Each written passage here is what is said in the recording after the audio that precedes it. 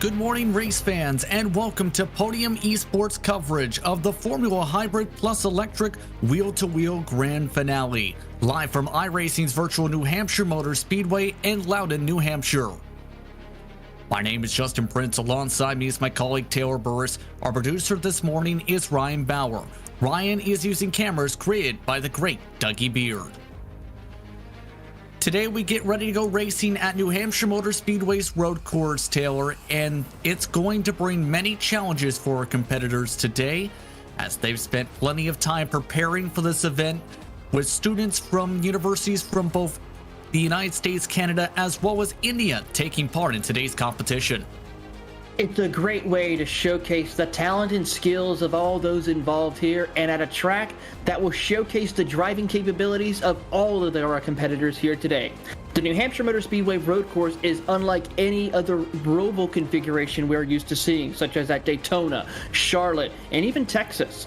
This track will definitely showcase the talent of having to manage the track as well as managing certain parts. You have hills, you have inclines, even banking in the middle of the corners, whether it be on the oval or on the back half of the road course. So drivers are going to have to take their time, learn the track, and make sure that they put on the best show possible, because a lot of great people are involved, and I'm pretty sure that they want to be the ones to represent their school to the best of their ability, as well as be able to apply what they've learned over time to be able to perform well today, Taylor.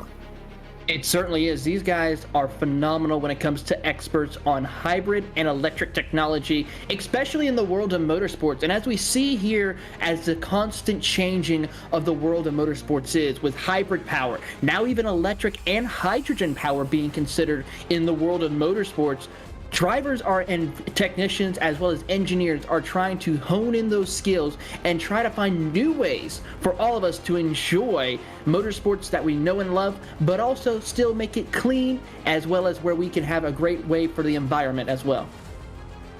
Absolutely. Some of the universities taking part in today's action, keep in mind, include schools such as Yale, Northeastern, the University of Waterloo, Lawrence Tech. Some of the universities taking part in today's competition, all from across the globe, Taylor, having the opportunity to be able to compete and show what they can do. We also have some blue ribbon drivers who will be able to compete for today's action.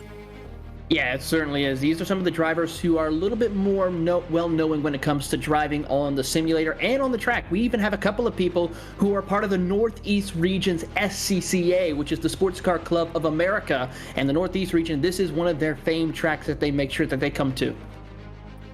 Absolutely going to be an interesting race today. Let's take a look at your Podium Esports race analysis for today, where there will be two heat races with 20 minutes apiece. Heat 1 will see the grid based on practice for the student teams with the inverted grid. Blue ribbon drivers will also be inverted. It will also function to where, for those heats, it will be a tortoise and hairstyle format, where the blue ribbon drivers will be starting at the back of the field for a standing start. Heat 2 will have the grid based on Heat 1 with the same inverts included as above. So keep that in mind for today. The blue ribbon drivers will be the competitors with numbers in the 300s today, the electric teams in the 200s, and the hybrid teams will be numbers 1 through 5 for our competitors today, Taylor. It certainly is. It's going to provide a little bit of an interesting situation of this cat and mouse style racing, where we put our blue ribbon drivers a little bit later in the start to see how well they stack up against our competitors, who automatically have a head start once we get things going. I find this to be exciting, and also a little interesting to see who will come out on top at the end of the race. And keep in mind, one of the interesting parts of this format is the teams have had the opportunity to be able to work on their setups as allowable on iRacing. The blue ribbon drivers, meanwhile, though, will utilize the base setup with high downforce, with no modifications allowed. In other words, it's going to be the true test to see the driver skill for the blue ribbon competitors, but as well what the drivers have learned for the various schools to be able to set up their cars here for today's action. That is going to be the most interesting thing involving today's race, Justin, is to see what really makes the best when it comes to driving. Is it setup that also helps make a good driver a driver, or is it just straight skills that we see that can help win these races? It's kind of a fixed versus open setup type deal, and I'm really interested to see how it's going to be. Going to be very interesting to see how things fare out for today as you see some of the drivers from across the various universities currently practicing for today's action.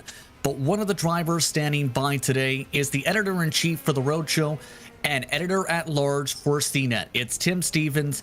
Tim, welcome to the broadcast. Hey, thanks for having me. First things first, tell us and the viewers here at home a little bit about yourself and the work you do in your day-to-day job, whether it's with Roadshow or CNET. Yeah, so I run Roadshow, which is CNET's automotive platform, and day-to-day, basically making sure that we've got all the right cars going to the right people on my team. And then every now and again, I'm lucky to get to test some cool cars myself, do some reviews and that kind of thing. And so basically reviewing and giving previews of what's the latest in automotive technology and on the automotive scene in general. When and how did you get yourself interested in iRacing? Well, I've been sim racing for a really long time now. I actually got into sim racing back in the F1 2001 days when there were a lot of mods you had to go online and find and download. So that was back in the early 2000s. And I've been on iRacing pretty much since it launched. So I was really excited to see some more attention being brought to the sim world, and it's been great to see it grow since that time. What inspired you in turn to be involved with Formula Hybrid Plus Electric in this event such as today's?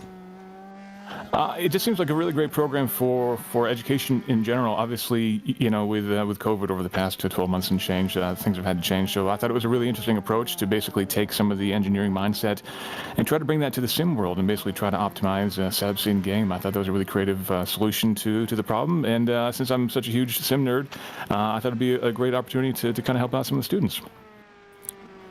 Indeed. Is there any advice you would give to the teams competing today from your perspective for today's action with your sim racing experience? Yeah, for me, it's always about, knowing your pace, knowing what kind of lap times you can run, and then just running that, not trying to push too hard, not getting yourself into trouble, keeping your nose clean and finishing the race is most important, I think, for me anyway. Absolutely going to be interesting. By the way, what is your favorite story from the track, whether virtual or real, when it comes to this type of racing? The coolest thing I've gotten to do was I got to go to Japan and run a race that's actually featured in Gran Turismo. If you've ever played Gran Turismo, you're probably familiar with the MX-5 Miata endurance race, a 3-hour long race that's really grueling and really hard. I got to go to Tsukuba in Japan and actually run that race for real in a real MX-5, which was a huge, huge thrill. So that's actually based on a real race, which a lot of people don't know, but they run that every year. And a couple of years ago, I got to go over and do it, and it was pretty amazing, I got to say. That's absolutely amazing with the real world experience. Well, on that note, thank you very much for the time today, Tim. What you get to practicing for today's action. Thanks very much. Yeah, I'm going to need a little more practice myself. Tim Stevens, once again, editor-in-chief at Roadshow and editor-at-large at CNET. Now also standing by is Wiley Cogs from the NER SCCA. He now joins the broadcast booth. Welcome to the broadcast. Thank you very much. Good to be here. Now, first things first, for the viewers at home, also, would you tell a bit about yourself and some of the work you do with the SCCA? Most definitely. So I'm with the New England Region SCCA. We've been the partner with the Formula Hybrid Plus Electric group since 2005 to run their dynamic events. So I got involved with the SCCA doing autocross, which is how a lot of people get into it. That's what you see cars out in the parking lot going around cones and things like that. And we had a connection with one of the Formula Hybrid folks, Doug, back in 2005, who came to us and said, we want to put this event on up in New Hampshire. We've got permission to use the track. We need somebody who knows how to run dynamic events. And so they came to us. And we organized, 8 or 10 people to come up here, and we set out a little autocross course for them and some braking and acceleration zones. And then what you're seeing today is pretty close to the actual endurance course that we run. We run the upper part of New Hampshire road course, not the oval part, but we've got most of what we set out for the students for the endurance course. So this is my 15th year being involved in this. I missed 1 year. It's the 16th year of doing it, but I missed 1 year in the middle somewhere. How has it been like bringing this experience over to iRacing? And in turn, what attracted you guys to bring this event to the sim racing world? Yeah, good question. So obviously last year, everybody knows what was going on. New England region shut down most of its events, but pretty much everything for most of the summer last year. We didn't do any in-person events.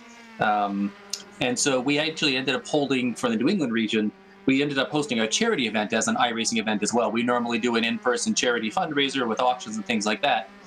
We moved that to iRacing in April of 2020. And that's when I first actually really got into iRacing, and that was really successful. We raised, close to $8,000, which isn't too far off of what we normally do. And so I've been involved with Andrew, who's been in NER forever as well. And both of us were just kind of thinking about this when we were talking with Mike and Jess, who run Formula Hybrid kind of for the administrative side. And this really seemed like a natural fit. We've had a lot of success doing our charity event. We didn't see any reason you couldn't do something similar. It's the same track. The cars that we're able to get the students here using have similar types of configurations to what the real Formula Hybrid cars do. And we got a ton of support from iRacing. We got a ton of support from the Formula Hybrid group, McLaren, and a lot of the other folks really leaned into this with us and made it, I won't say a no-brainer, but made it very easy for us to get this all together. Absolutely very interesting. What's your favorite story from this type of event that's developed from this transition over to the virtual side of things? What's your favorite story when it comes to some of the drivers and schools that have taken part? I think the best part about this is being able to bring together, for me, I've been working with a lot of the Blue Ribbon drivers. We really looked at the New England region folks that we had, both our virtual iRacing drivers, but those are all people that are driving real cars too. We went there first, but Andrew and I also reached out to folks in other leagues that weren't even associated with New England region. And so we've got a couple of folks. Logan, who's here today, is from another league that I race in as well. And really, I think the best part has been the feedback we've heard from those drivers that just had a blast doing this. They love the driving part. They love the communication with the teams. I love the questions that they got from them and the feedback that they were able to give. And I think, even if, we fully expect to be back in person for 2022 doing real dynamic events, but for some of the teams that can't make it, either they can't manage to travel or they couldn't get their car together, I think this could still be a supporting event even when we're back to doing real live dynamic events. Very interesting indeed here. Is there any advice you would give to the teams competing today from your perspective? Yeah, what I would say is be patient driving these cars around. They, like a lot of other open wheel cars, you've got to get them set up for the corners right. Don't try to push too hard through the corners, and don't wear your tires out in the first couple of laps. Save the car. You'll have more speed toward the end of it. The car takes a couple laps to come in. The tires get up to temperature. And the same thing Andrew's going to say. You're not going to win on lap one, but you can definitely lose on lap one. So everybody, be nice out there to each other for the first couple laps till the cars get warmed up. Thank you once again for joining us on the broadcast. We appreciate you joining us, and also thank you for your support of Formula Hybrid plus Electric, Wiley. Anytime. Thank you very much. Bobby Cox once more for the New England Region SCCA. Now joining us in the broadcast booth is the Director of Formula Hybrid plus Electric, Mike Chapman. And Mike, first things first, welcome to the broadcast. Thank you very much for the time. Good morning indeed. Good morning. Thank you very much for inviting me. First things first, tell us a little bit about yourself and the work you do as well when it comes to Formula Hybrid plus Electric and all the work that's done with this organization. It's a great question. The Formula Hybrid plus Electric competition really ends with this event this morning, and then we start immediately. We start to try and get volunteers on board, sponsors on board, teams on board, take a look at the events that we have planned for the year, and set the schedule for the whole year. I mean, normally we're at the New Hampshire Motor Speedway kind of end of April, early May. But obviously with this year and the pandemic, and last year with the pandemic, it changed things up quite a bit. So it's a lot of planning, it's a lot of working with the sponsors, potential sponsors, a lot of working with the teams to really bring everybody together for this event. Indeed, and you mentioned some of the inspiration, why to go to iRacing. basically, how has that transition been for the past couple years or so to go to sim racing for an event such as this and to have the unique challenges that come with that? Yeah, this is our first year with sim racing, and as Wiley had mentioned, he did a charity event using sim racing, and I saw that, a couple of our other advisors saw that, and we thought, this may be a good chance for us to have a little bit more fun because we're virtual, we're not on track, but also have a learning situation involved where we help the students learn about race car setup. We help them to learn about how to give feedback to drivers, how to take that feedback and what to do. So this is really our first year with sim racing, and without Andrew and Wiley, we couldn't do it. Without Angela and Vince, Angela at iRacing, Vince at McLaren Applied, we wouldn't have been able to pull this off. And we're looking now for next year, how, even though we're on track, how we'll be able to insert this event into next year's competition, into 2022. Again, going to be very interesting to see how things fare out with that. And what has been some of the feedback you've gotten from some of the students in the universities during the process for this event? Really extremely positive. 2021 was just a tough year for everybody. A tough year for the students, for the colleges, for the sponsors. I mean, usually what our students do is they design and build an open wheel hybrid or battery electric vehicle and then bring it up to Loudon to test. And many of our universities were closed down virtually. Even if the students could get to their lab space, they couldn't have enough students in the lab to really work on the car. So this gave the students a way that they could work together, even though it's virtually, but they could work together, they could interact, they could learn about race car setup. So we've gotten some very positive feedback from the students, from the colleges, and from the blue ribbon drivers. I mean, we've heard from several that have said they've never had to give feedback to a race engineer before, and this opportunity was really eye-opening for them. And it's something that I think that it's something that we intend to continue with. Indeed, and when it comes to today's race, is there any advice you would personally give to these teams today as they get ready for today's action?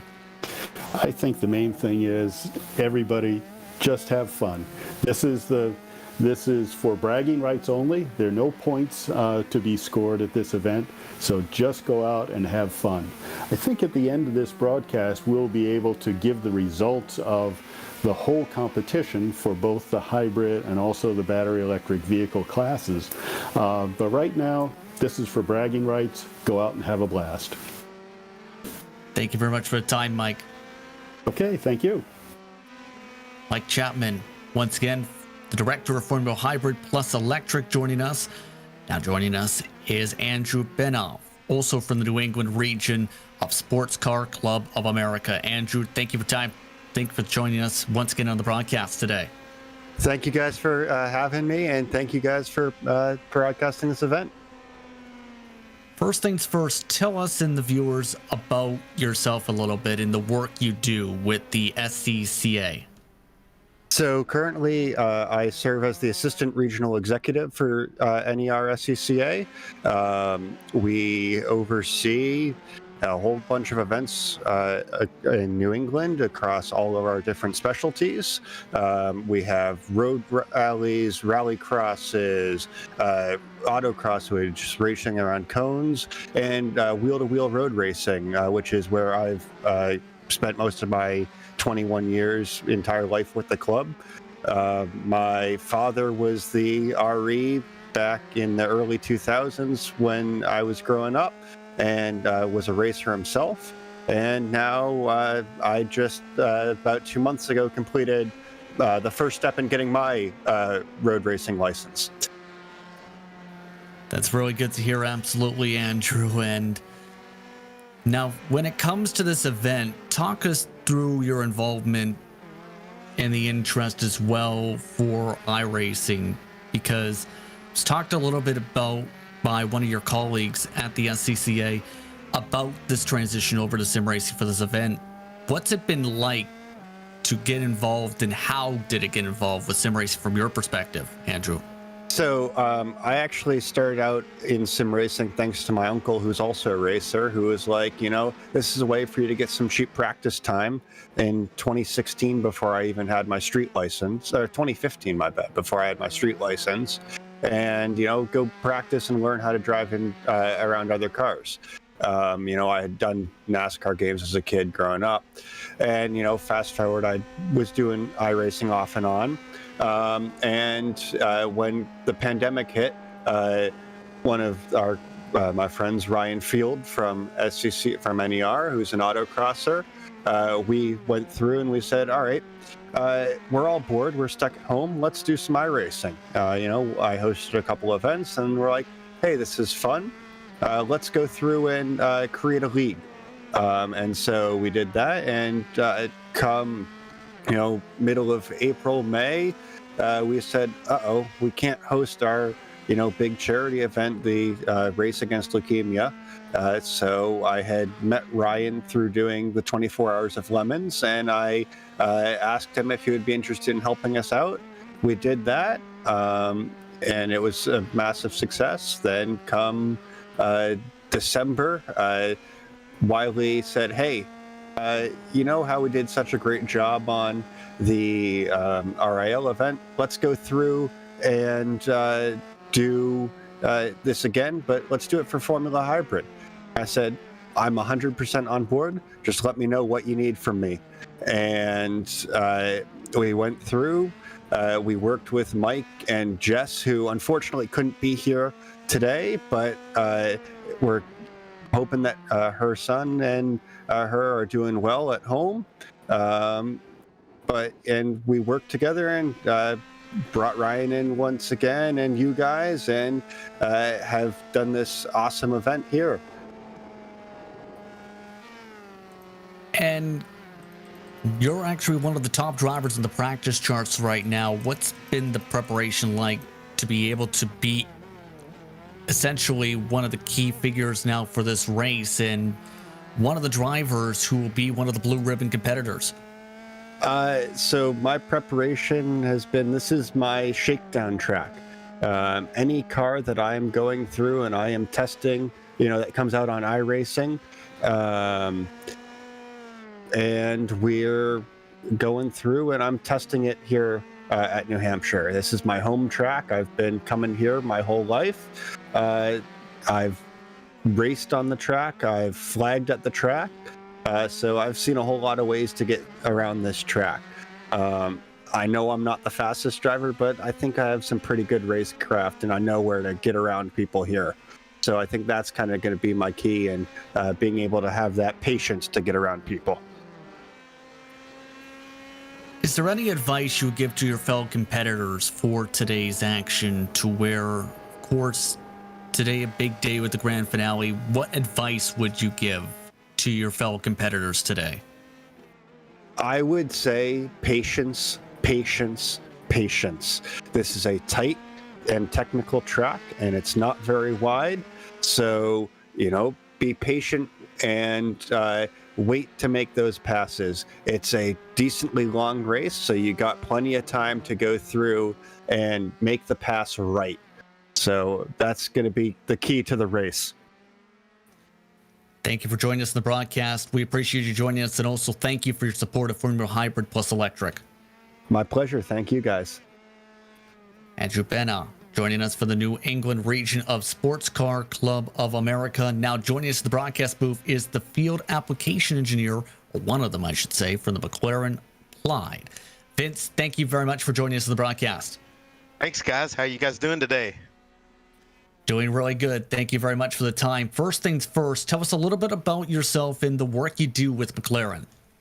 Well, at McLaren, you know, we have a basically racing history with Formula One and all of the advancements and technologies that develop in Formula One through the testing and through just trying to go faster. And we take those technologies and package them up into applications that we can then apply in the field to all forms of motorsports. We provide the ECU global technology for Formula One, IndyCar racing, and NASCAR Cup Series. And that allows the governing bodies to make sure that everything's on the up and up, and allows the teams to do what they need to do with the engine programs. Really interesting indeed. And for you, when and how did you get involved, first of all, for Formula Hybrid plus Electric, and in turn with sim racing? Yes, I think at first, my first look at it was when one of our other engineers was spending time with Formula Hybrid, and I got interested in it, was helping kind of on the side a little bit last year.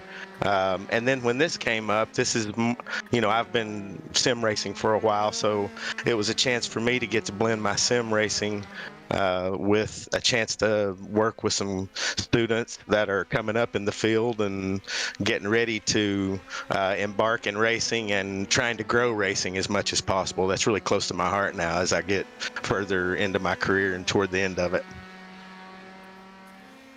Indeed.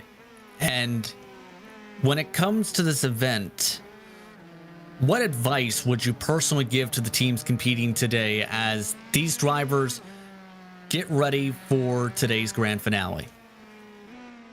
I think the big thing is to be patient. There's a lot of speed. Gregory's already in the 58s, and that's a quick time. Cohen, Jules looking really good. All those guys are super fast. I think even though it's only a 20-minute races, I think that it's still going to be a game of really watching what you're doing. There'll be some guys going off, on cold tires, things like that. I think patience will still be very important, but you'll have to keep your pace up because there's not a lot of time. Yeah, just 20 minutes per heat for today's action. Thank you very much for the time, Vince. Absolutely. Anytime, guys. Thanks for doing this. Appreciate it. Vince Wood from McLaren Applied. He's field application engineer. I'd like to thank him for taking the time to speak with us. Now, Taylor Burris is standing by with one of the drivers for today, Corbin Rice. He's from Lawrence Tech. Here, how's it going, Corbin? Going pretty good. Great to hear. Of course, Corbin Rice is the team captain for the Lawrence Technology University. And Corbin, go ahead and explain to us your role as team captain for today's event. So specifically for this, so competition is right around graduation, obviously. And at Lawrence Tech, the whole team is composed of seniors. So a lot of the team kind of just felt like it was, kind of a, how would you say, a kind of sad send-off. We didn't go to competition or anything like that. We did have the car physically made, but there wasn't anything to kind of like make it feel like we had completed. So a lot of them have kind of just, for lack of a better word, fallen off the face of the earth. So I kind of took on the competition myself and said, if you guys, with summer jobs, internships, stuff like that, if you guys want to go ahead and do that, I'll try and finish up the competition portion, and we'll see how it goes. And so I'm kind of I'm a one-man show at the moment. Well, let's talk a little bit about this, with the universities getting involved. What made this university, Lawrence Technology University, want to get involved with the Formula Electric Hybrid, as well as other avenues when it involves sim racing, as well as motorsports in general? So I can tell you, we've had a hybrid team probably since maybe 2010, maybe even before that.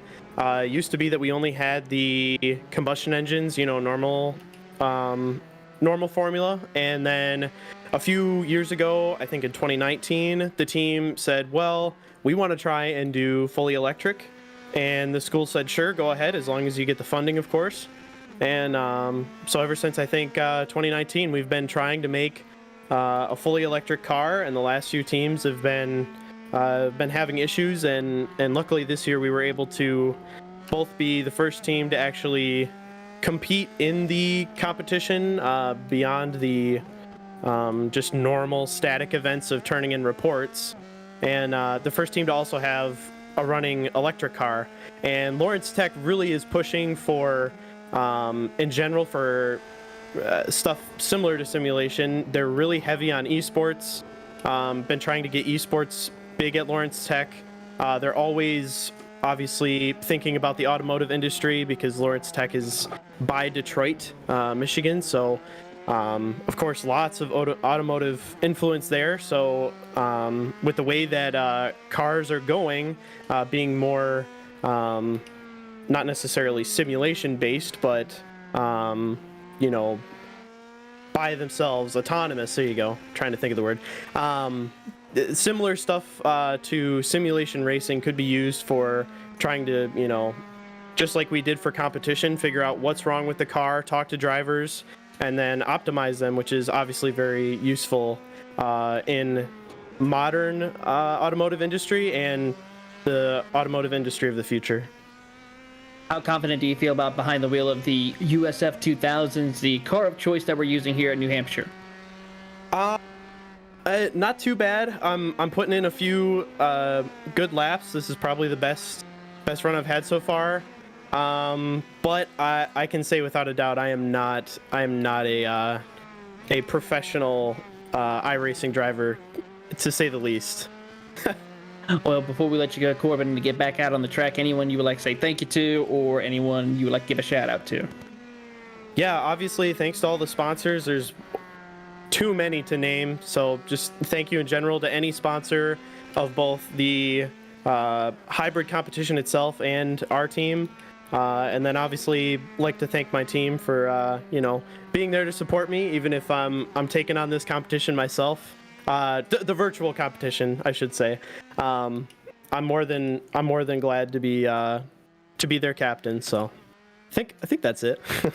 Well, good luck to you today. That is Corbin Rice, of course, from the Lawrence Technology University, team captain and driver for today. But as we now move on to our next driver that will be joining us, it is Ricky Karen from the University of Vermont, and he is their mechanical team lead. And Ricky, how do you feel out there so far? Feeling pretty good. I have a setup that I feel would be strong in both a fast time and also endurance. So I'm feeling okay, honestly. Cold tires are definitely something I need to get used to. I didn't actually have that on while I was testing. So what's one of the things that you find interesting with the similarities between the virtual world of driving as well as when it comes to real life and trying to apply both of them? Honestly, the way you have to fight a car, it's very interesting. Like, I was fortunate enough to buy a force feedback wheel, and just the feeling of when you lose the car, having to fight back at it, it feels almost exactly like actually driving a car in that situation. And I know that very well because in Vermont, it snows a lot, so I need to deal with icy and snowy conditions in the winter. I certainly agree. I have some close family up that way in the Vermont area, so I completely understand what it means with the cold weather and snow. But as we look at today's race, your thoughts on this track here, New Hampshire Motor Speedway's road course configuration? You know, it's a lot different compared to a lot of other Roval configurations. Yes, it is. It's very... I honestly prefer this to oval racing. I like turning both ways, and I don't know. It's just something because when you get a nice connection of corners, then you can go back and forth and get a nice groove going. It's very satisfying. Certainly is. Well, before we let you go, Ricky, is there anyone you would like to give a shout out to? Just the whole Aero UVM team. They've really tried this year. It's been very hard with a lot of social distancing. Luckily, we were able to get in the shop, so some people were able to come in, but some people weren't because of the virus. So just a shout out to my entire team. All right. Well, that is Ricky Karen from the University of Vermont. Thank you very much, and good luck in today's race. Next up to join us is Gregory Corsello. And Gregory, how do you feel out there today? Of course, you are the team president for the Northeastern University. Feels really good today. Got a quick lap time down and feeling consistent, so really excited for this race. One of the things that I would like to try to you is with the Formula Electric and Hybrid competition. You know, Formula Electric and Hybrid is so critical nowadays in the world of motorsports. How do you feel with this, with what you are learning and applying in the real world? Could we see the progression of this type of racing further advance in some of the major forms of motorsports? Yeah, I think this is a really critical time, especially for hybrid powertrains. I think we're already seeing that in Formula One, and I think that's going to expand to a lot of other motorsports.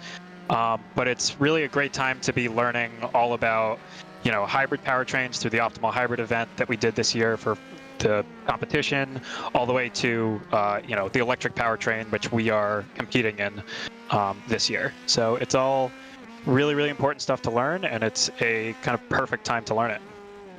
Certainly is, and of course you are the fastest car out on the track today with a 58.927. You think you have what it takes to bring home the checkered flag here?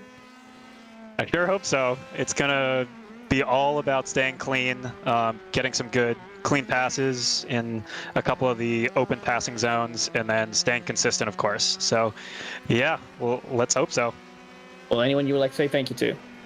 I'd like to say a huge, huge, huge thank you to every single member of the team. We couldn't have got here without each and every one of you and all of your commitments. So yeah, huge thanks to the team. Of course, that is Greg Corsello, the team president for the Northeastern University. And as we have our final guest to join us, Mr. Hirade Sharadi from the RV College Powertrain team. Hirade, welcome up to the booth. How are you feeling out there today? Yep, good. Well, one of the things we wanted to ask is your thoughts on this track here in the virtual world, the New Hampshire Motor Speedway's road course configuration, and how it would try to be different compared to other configurations of road course on the iRacing service. So to be very honest, I'm quite new to simulation racing, and even in simulation racing, I've played, more of arcade racing and so on, and an oval track is quite new to me, and handling on the oval and how to balance speed and downforce and so on this track is quite complicated. And even being able to get the exact brake setup with, being able to change it according to how much fuel load is there on the car, and many complicated things were taught to me in this. Will, with this, how have you felt with the opening of all of the information that you've been able to receive from your colleagues as well as drivers to help you learn more about this? So the proof of all the information that I've gathered from the time of iRacing and Formula Hybrid is clear in my lap times. I mean, when I started, I was somewhere near a minute and 8 seconds, a minute and 7 seconds. And now I'm down to a minute and 0.6, which is, quite close to where I want to be, and as good as I can be within the time frame that I've been given for the last, few hours and few months that I've gotten to practice. All right. Well, before we let you go, currently as you're sitting 10th in the time charts right now, anyone you would like to give a shout out to or say thank you to? Well, there's always Andrew, our BRD, who helped us, through our initial setup and our final setup. And my team members who constantly kept looking at things we could change on the car based on my feedback. That would be it. One more thing right quickly. What is your main goal when it comes to working with the RV College Powertrain team, your position you work with?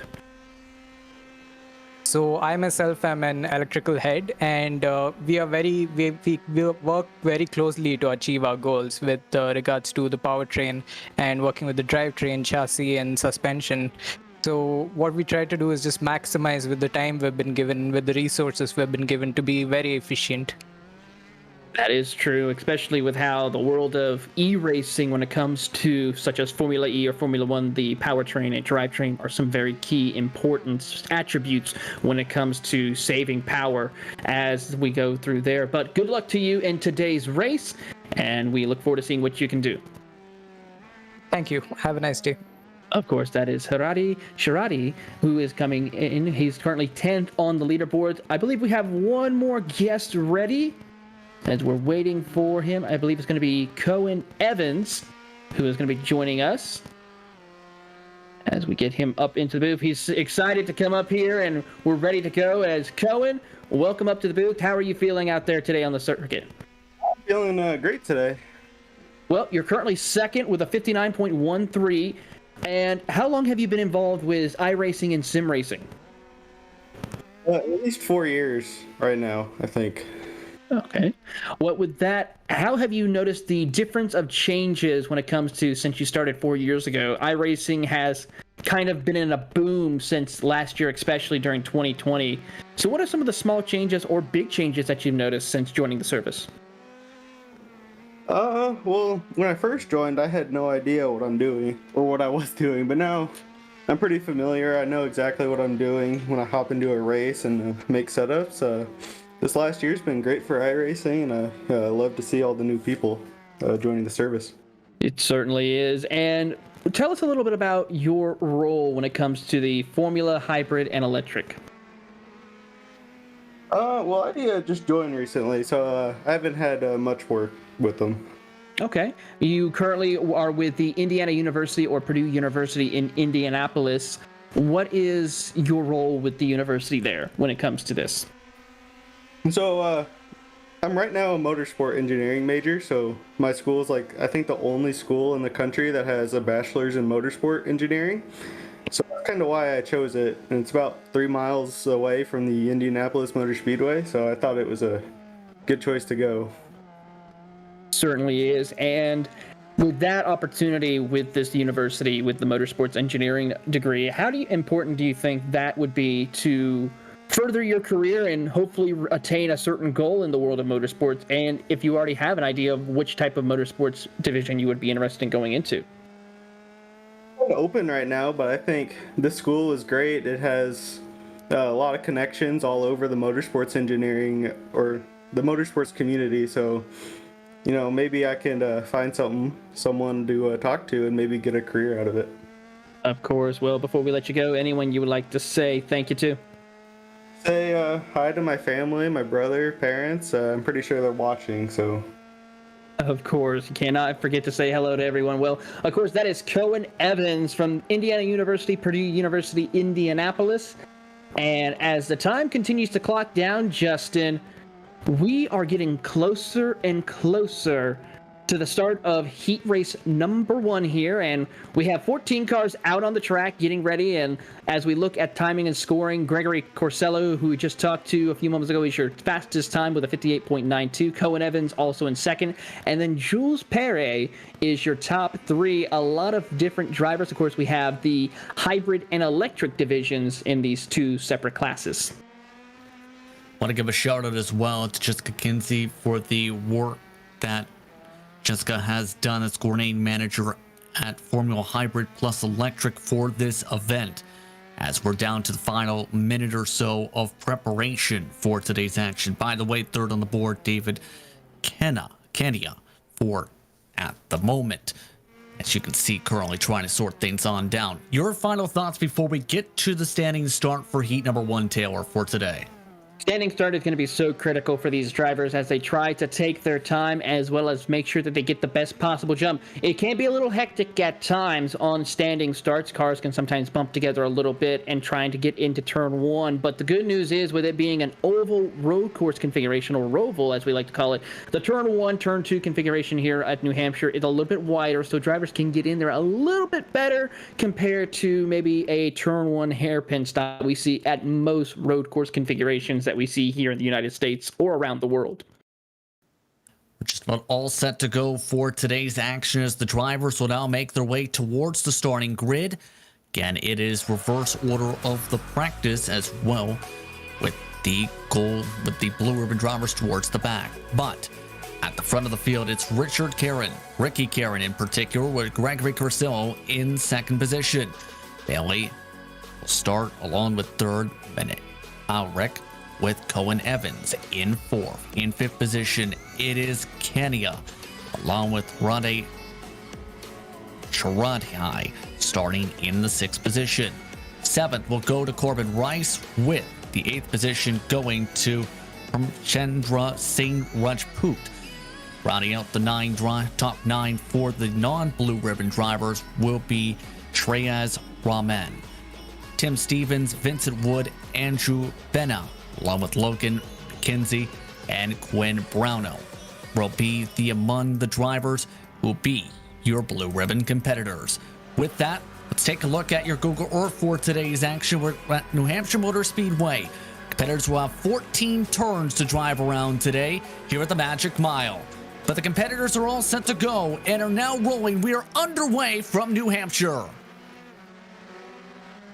Field already getting underway as they make the run up into turn number 1 right now. As they head through their turns 1, it's going to be Bailey Menerick who will be taking on the race lead as they did down into the first hairpin turns 3. And we'll see right there, we see David Kenyon taking a peek to the inside as they now leave the oval and head to the top of the hill.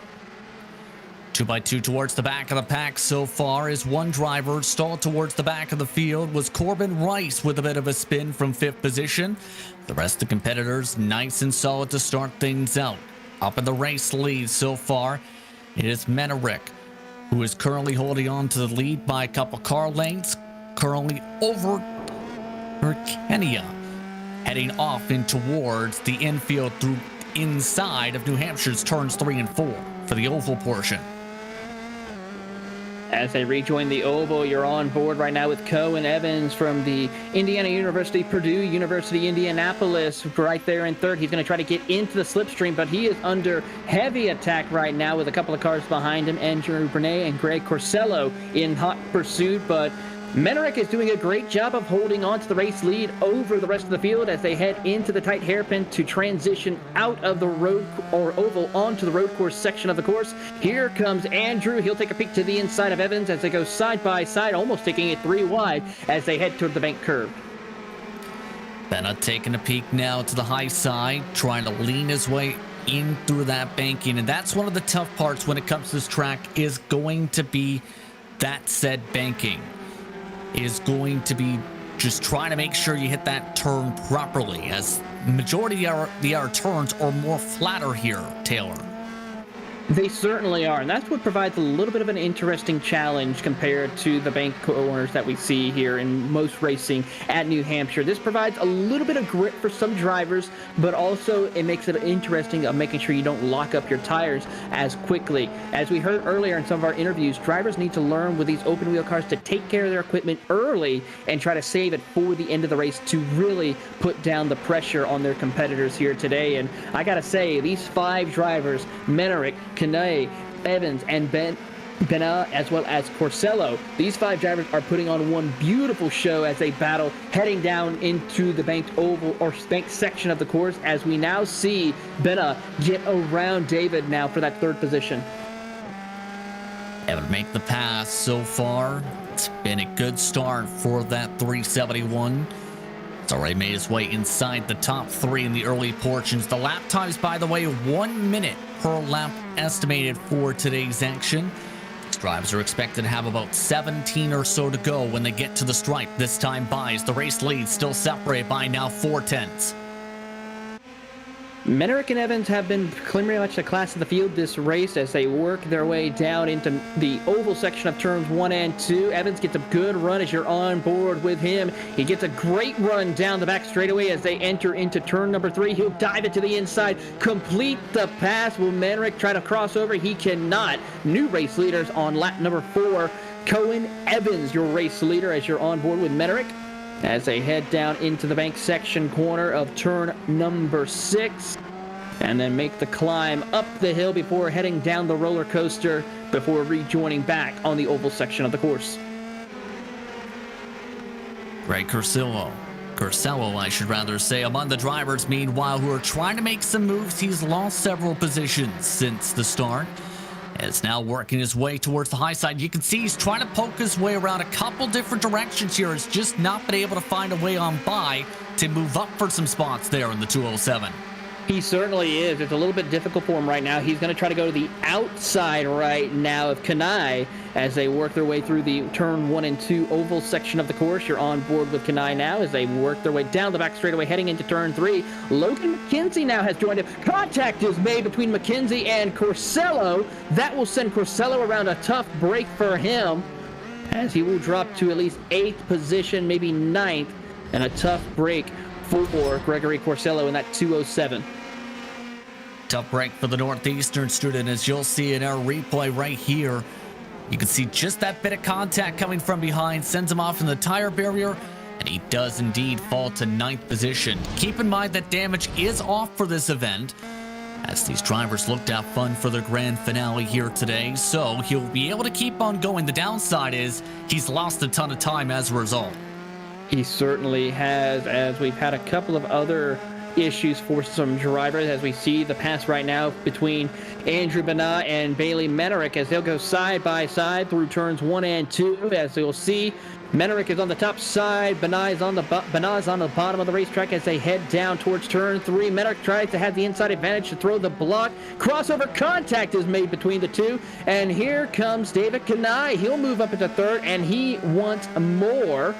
As you're on board with David, they'll head down into bank curving. A little bit of issues right there for Bailey Menerick. As they head through there, Menerick will shut the door on Kanai.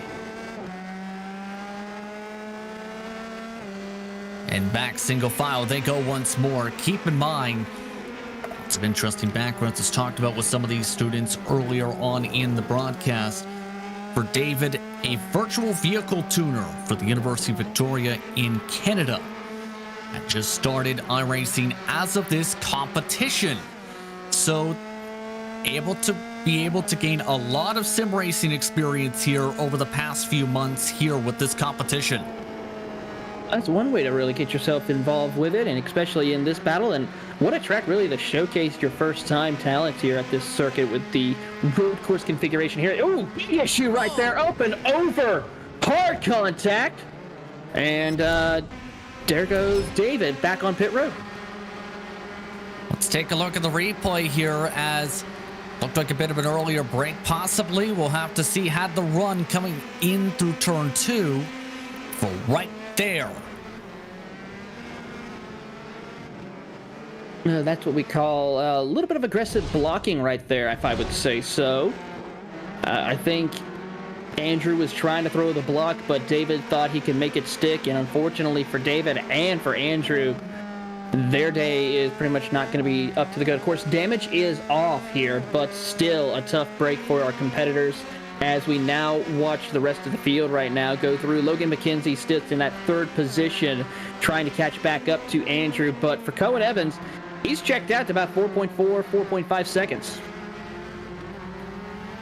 That's after some of the trouble in the battle for second on back so far. Some of our blue ribbon drivers have been able to make their way through the field. Keep in mind behind them, Logan McKenzie has been able to work his way to 3rd position. Vincent Wood is currently battling with him for that spot. The last position on the podium for heat number 1, approaching 12 minutes to go on the clock. And Bailey has shuffled down to 5th position after that incident. So some of the blue ribbon drivers have been able to take advantage of some of this attrition to gain some positions here. They certainly have, as we now watch these drivers work their way through. Looking at timing and scoring right now, Andrew Banat has been actually closing some ground on Cohen Evans. He's picked it up just a hair, as let's see what Andrew runs as it comes across the line. He was actually about 4/10 faster, but Logan McKenzie, fastest car on the track, who still running in the 59.67, actually just ran his personal best on that lap as well. So he is definitely a man on a mission, as he's about half a second back from Andrew as they approach turn 3. 59.677, I should rather say. Recorded that time by, as we take a look now, this battle for second. Kinsey, you can see, feels a bit more confident, it seems, under the braking to close up that little extra bit in these corners. He certainly does. He's hitting his mark superbly, as well as hitting the apex of each corner as they work their way through. Let's see what happens in the transition back onto the ovals configuration of New Hampshire as they dive underneath the inside groove racing here of NASCAR Turn 3 and 4 before rejoining the front straightaway here. It's still about 0.4 of a second as they come across the line, but the slipstream will come into play as they work down the front straightaway, heading into NASCAR Turn 1 and 2. And we have a new fast time for Logan McKenzie of 59.46 compared to Andrew's 59.73. So you're looking about 0.3 faster between the two. Take a look as some of these other drivers continue to keep on scrapping. Now they are reaching lap traffic. There is unlimited faster pairs for this event, keep in mind, for today. So that's where some drivers have already utilized that in front of them with some spins as well. Lap traffic could play a factor in this battle for second. A bit of a checkup there, as now Benna able to still clear on by, and still it is needing to close up 4 seconds, and that's going to be the tough part, especially when you do mistakes like that. Into the grass he goes, and a big slide right to the side pod of Logan McKenzie as they crash. McKenzie's up on his roof. Benna has also made contact, and I saw a lap car also involved in that incident as well. A tough break for him. That will put Vincent Wood up into the second spot, but for Cohen Evans, as Bailey Menerick will now get around for second. Cohen Evans, he's pretty much in no man's land. He's checked out in his own zip code for the most part, as he is sitting in the race lead 8.3 seconds ahead as we see the replay. There's the contact wheel to wheel, and then up and over they go. Some land on all fours, some on their lid, unfortunately. Nowhere to go for some of the traffic as well, who is trying to let these drivers on by the time, and had previously done so. That was Ricky Caron in particular that was in the midst of that. So that extends the lead to nearly 10 seconds in this first race, just past halfway on the clock. Tim Stevens is now up inside the top 5 as a result of the incident, with a chance to battle with Vincent Wood, and Bailey Menerick has also been able to pass on by to get the second spot as a result of some of that trouble. Certainly is, as you're on board with Tim Stevens, who sits in that 4th position right now. A great drive for him as they work their way down into NASCAR Turn 1 and 2. He's going to try to see if he can find a way to catch up to Vincent Wood, who's just up the road. There's a lap car in between him and Wood as they work their way into turn number 3. Tim Stevens still trying to close the gap as he's got a couple of more cars behind him. That is Gregory Carcello as well as Quinn Brunell, who are right there behind him. Vincent Wood able to take advantage of that slipping and sliding from Bailey and the number 4 machine. They do have Corbin Rice in the midst of things as well. He is in 10th position as lap traffic. They have also had Gregory Carcello close into the back end of this grouping as well. So the grouping of cars is expanding for position as a result of some of this lap traffic. It certainly is, and that's one of the big benefactors of lap traffic. As there goes one car, that's Bailey Menerick who goes around. Ended up getting loose going through 13, 14 through the S's here. It looked like he may have just gotten a little bit too much of the bumps and some of the grass possibly. Looks like that indeed. That'll drop him back to 6th position right now, as we'll see the replay right here.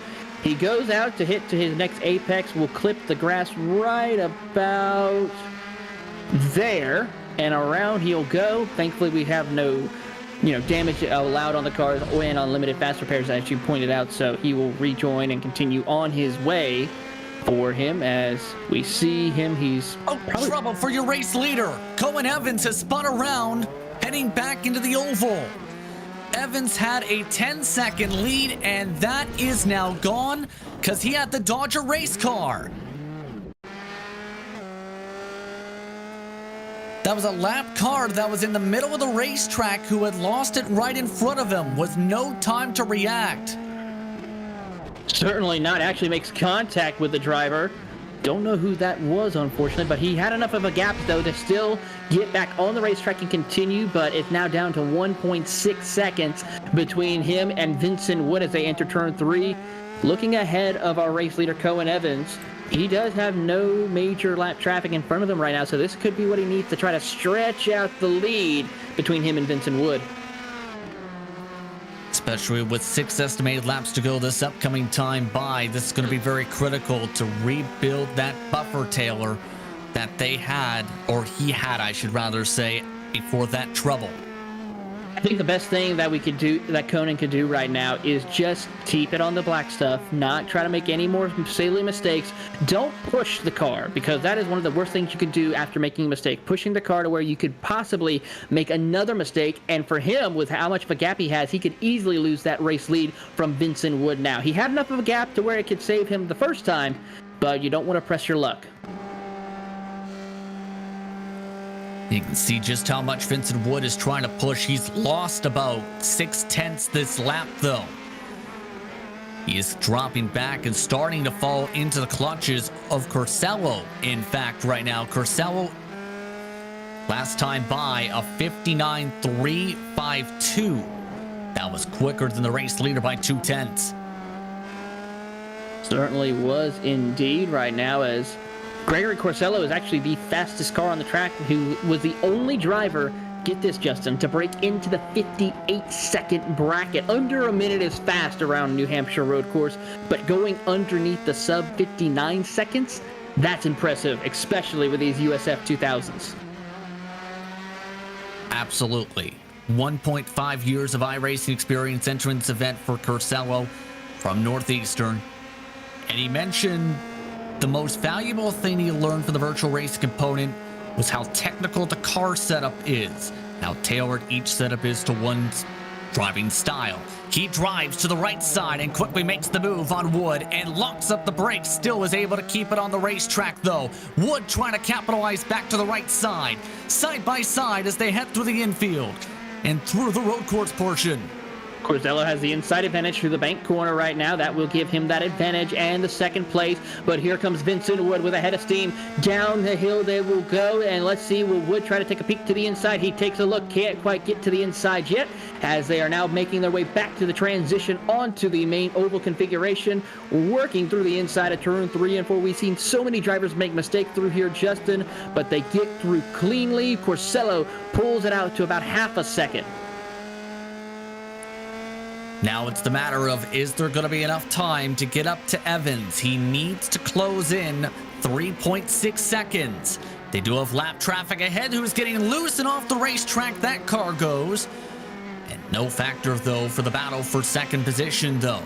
Tim Stevens is also in the wings. If this battle heats up once more, he is about 3 seconds behind these competitors. Been an interesting race so far for our drivers, to say the very least here, Taylor. It certainly has, and of course these USF 2000s are phenomenal cars to be driving. They're a very good rookie beginner class to get involved with. Of course, they're part of the Road to Indy ladder, but you also kind of see their similar cousins in SCCA competition, the Formula Atlantic class, as we like to call it in the SCCA competition. And they know a thing or two. These cars are very fun to drive. Just take it as a giant goat cart with wheels and everything like that, open wheel, of course. And with the wings, of course, as this provides a lot of great driving capability. The cars are a little bit more easier to manage compared to some other types of racing that you would see in this Road to Indy, as well as a lot of fun. Not a whole lot of horsepower, but very easy to manage if you know what you're doing and how to handle these quick and twitchy race cars. Absolutely, and you can see how twitchy some of these cars are right there. Wood getting a little bit twitchy, in fact. A little bit bobbly going through the road course section out here at New Hampshire. And keep in mind, this is the difference between the Blue Ribbon and some of the other teams, is the ability to tweak their setups, remember. It's the baseline with the high downforce for the Blue Ribbon drivers, while the teams from the universities were able to tweak their setups for today's race. It's certainly phenomenal that these drivers are able to make those needed adjustments in order to try and come out on top as we watch them work their way down the front straightaway here. Not a lot of time left to go. We should be seeing the white flag probably next time by for Cohen Evans right now, as he is currently towards the back straightaway entering turn 3, as we see Quinn Brownwell currently in his car, as there goes Bailey Menrick in his number 4. getting in the 6th position right now. How about Corbin Rice? We talked to him. He was toward the back half of the field. With everyone making mistakes in front of him, he was able to get in 7th, the first car 1 lap down. Been impressive for the Lawrence Tech driver to be able to keep himself on the racetrack after his early spins. He's definitely adapted to the racetrack as time has gone on. We're down to the final minute on the clock, meanwhile, as Evans still holding on to a 2.7 second lead. It is closing on down, but the buffer may be big enough here as the white flag waves. Final lap. The flagman waves the white flag as he sees his race leader Cohen Evans go through the turn 1 and turn 2 of the NASCAR Oval for the final time. Look at how superbly he's hit his marks. Even with that one mistake he had in the late part of this race, he has been able to keep it going and keep it in front of his competition. Even with the mistake with the lap traffic, it's been impressive from Evans, to say the very least, in this race. Needs to close out the final sector of this racetrack to be able to secure the victory, though. Clean traffic ahead. Just has to make his way through the final couple turns.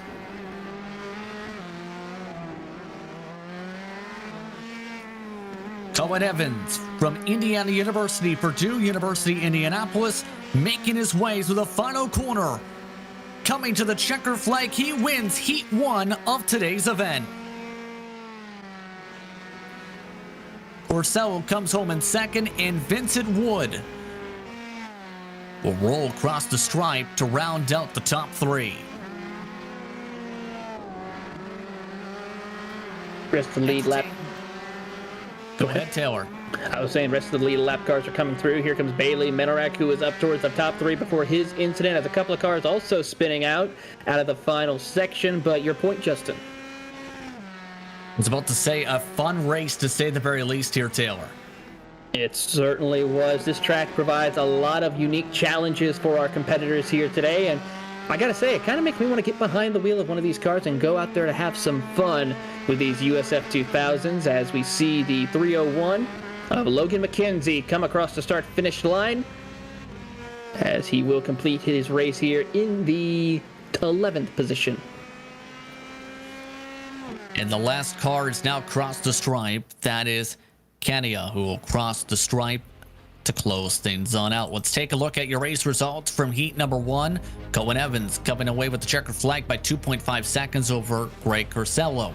Vincent Wood and Tim Stevens 3rd and 4th, with Quinn Brownell in 5th. Rounding out the top 6 positions, Bailey Manelrick will finish in that spot. Corbin Rice in 7th position. Rade Sharadhai finishes in 8th. Ricky Karen in 9th. Rounding out your top 10, Taylor, is Kenya.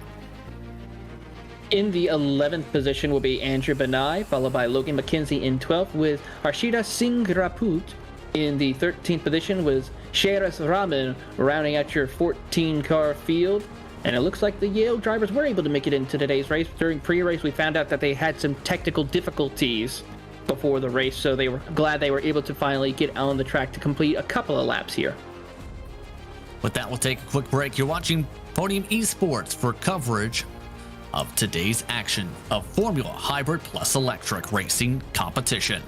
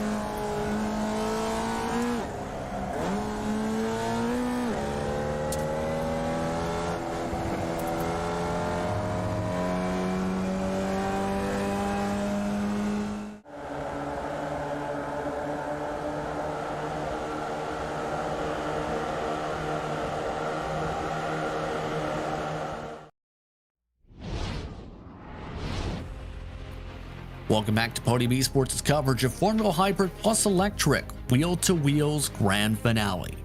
Formula Hybrid Plus Electric gives students hands-on experience with the challenges of creating and implementing a wide variety of technologies while being part of an interdisciplinary team. Their students get a unique opportunity to turn classroom concepts into tangible skills and to also interact with some of the most talented professionals in emerging technology industries. For more information, you can visit their website at www.formula-hybrid.org. Take the opportunity to look at some of the upcoming events as well on Podium Esports and across the iRacing world, as the Esports Drift Association Megaspace takes place Saturday, June 5th at 1 p.m. Eastern Time on Podium Esports' Twitch channel. The MPI Cup Series, meanwhile, heads to Michigan for the penultimate round to set the Final Four for next week's Championship 4 at Kansas. That'll take place Sunday at 9:15 p.m. Eastern Time on twitch.tv/Podium Esports. Then Monday Night Racing, presented by Napa, heads to Lime Rock Park for the Mazda MX-5s. It's going to take place Monday, June the 7th at 8 p.m. Eastern Time on Podium 2.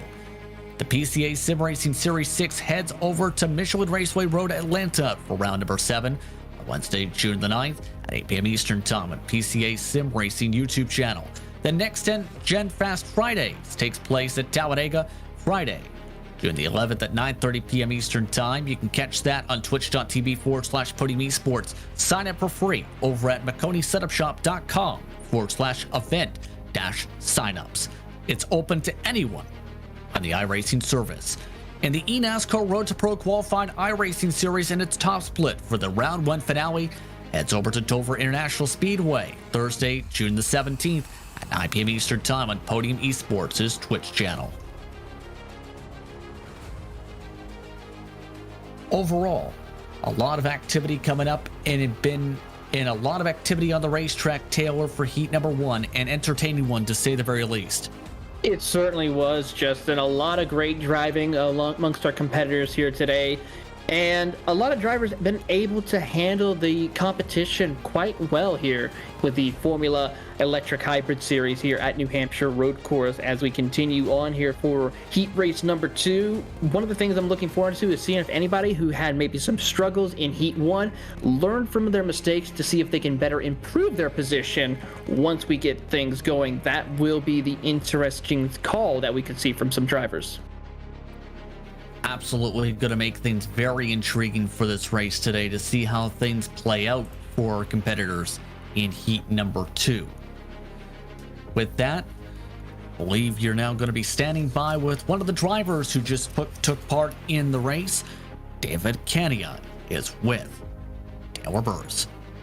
Here with David Kania. David, you had a little bit of a high-flying kind of race for you today with the incident that happened to you at the midway point of today's race, but overall, how were conditions on the track and your race for you? I was absolutely gutted, you know. I went down the inside. There was a gap there. He had to defend, just didn't leave the space, but you know, it's all good fun, and track conditions I think were pretty decent. You know, I think just reflecting on what Vince said about, you know, cold tires, they'll get you on the first and second lap. Can't turn in as hard as you usually can, so it's a bit of a struggle, but overall, you know, I did what I could, and at least I didn't come last, so yeah. That is true, but once we get ready for heat race number 2, your thoughts on what you are going to be prepared to do here? Definitely going to leave more space for people, kind of be more cognizant of people in my mirrors, and leaving kind of a nice bubble around myself, not take too many risks, because again, one accident can just cost you the race. So I'm going to do my best, and the setup's dialed in, all the parameters are in check, so hopefully we can come out on top here. All right, well, good luck to you out there, and we look forward to seeing what you can do in heat race number 2. Perfect. Thanks, guys. That is David Kania, who will be starting to hopefully have better results compared to his last race he had in heat race number 1. Absolutely. And as a driver yourself on the iRacing service, Taylor, what would you tweak in terms of how you would approach this racetrack, knowing you've got a second opportunity here to approach the track for 20 more minutes? Give a little bit more room to some competitors. You now know how some drivers will race around you when you are competing here. try to be a little smarter when it comes to placing your car, especially into the turn 3 section of the course where we saw a lot of incidents happen, as well as just be patient. It's a 20-minute race. Yes, 20 minutes is considered a sprint race, but when it comes to these little USF 2000 cars, it can in some ways, in a sense, be considered an endurance race to a degree, making sure that you hit your marks and survive the track. Once you start getting into a little bit more of a groove, the tire temperatures start to build up a little bit, that's when you'd really need to press the hammer down. But be smart about it. Timing your right times to pass will be critical for drivers, as well as making sure that they don't make any mistakes whatsoever. Indeed, one of the drivers now standing by is one of our blue ribbon drivers for today, Logan McKenzie. And Logan, first things first, how are you doing today? I'm doing fantastic. How about you? I'm doing good. Talk us through your first heat race, as it was an interesting one, I believe, for you. Yeah, it takes a while for the tires on these things to warm up. You really don't see the lap times come in until 4 or 5, even 6 laps in. And with the variety of drivers that the blue ribbons are sitting behind at the start, there's a lot of traffic to work through. It really helps to have some open wheeler experience, because if you're driving regular, if you're driving like GT3s or even just the Mazdas, those can handle wheel-to-wheel racing a lot better than these things can. This really helps you practice your racecraft, because if you so much as touch someone else, then you're gone. And I did that too. I believe Gregory, I misjudged his braking point. He was compensating for traffic, and I was a bit more optimistic than that and spun him around, and then I got rejoined into. So you have to be able to navigate traffic for sure. So in turn, what do you plan to tweak for the second race in terms of how you approach it driving wise here for this to be able to have a better result? I think my approach in the first race wasn't too bad. I definitely was a little aggressive through traffic, feeling like the quicker I got through traffic, the less of a chance I had to get caught up in something. With the field ahead of us being inverted for this heat, I may sit back a little bit more patiently. In that last race, at some point, I believe everyone had a spin at some point, even the leaders. So just surviving can get you up to the head of the field. So just exercising more patience, especially on this track, it definitely rewards the patience. So that'll be my strategy going into this one. Indeed. And real quick, we want to ask, how did you get involved with today's action, as I believe you were given a shout out, in fact, earlier in the pre-race for some of the work you've done in these cars? Yeah, so I'm in another league with Wiley, and he let me know about this program they were doing, and that they needed the blue ribbon drivers for it. So I thought it was an awesome thing that they were doing, working with the students who don't get the chance to go onto the track because of what happened last year. I ended up working with Corbin Rice. He was great. I believe we had the fastest time of all of the student blue ribbon driver pairings during the actual pre-race stuff where we were working on the setup. So that was pretty cool. First time working with an engineer and giving feedback on the setup. And I'm sure it was a great experience for Corbin to have that feedback from a driver and work on something like this. And then for us to be able to take the cars out and race them ourselves is pretty cool as well, with the setups that the students have developed. Once you get to the car, thank you very much for the time. Appreciate it. Logan McKenzie joining us, one of the blue ribbon drivers for today's event. We are just moments away from heat number 2 standing start for today. It's going to be interesting to see how the drivers fare in heat number 2 today. It was an eventful first heat here from New Hampshire. We're about to find out how the drivers will fare in heat number 2. Drivers now getting ready to roll their cars to the starting grid, and it will be Kenya who will be the first of the drivers to bring us to the green flag. Ricky Carroll will start in second position, with Ryday Sherrod High starting in row number 2 alongside Corbin Rice. Bailey Menarek will start in row number 3 alongside Quinn Brownell, with Greg Carcello in 7th.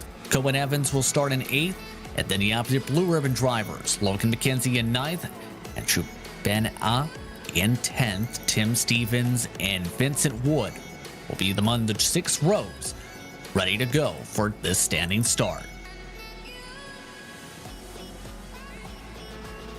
And the drivers are already getting all set to go and revving up their engines for today's action. Heat number 2 is ready to go for the Magic Mile. And one driver with the false start, the rest of the field is off and away.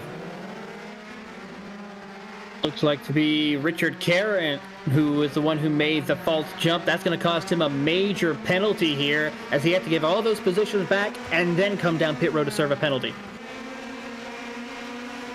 Not how you wanted to start things off there, as Corbin Rice already with a massive send into the tire barrier he goes.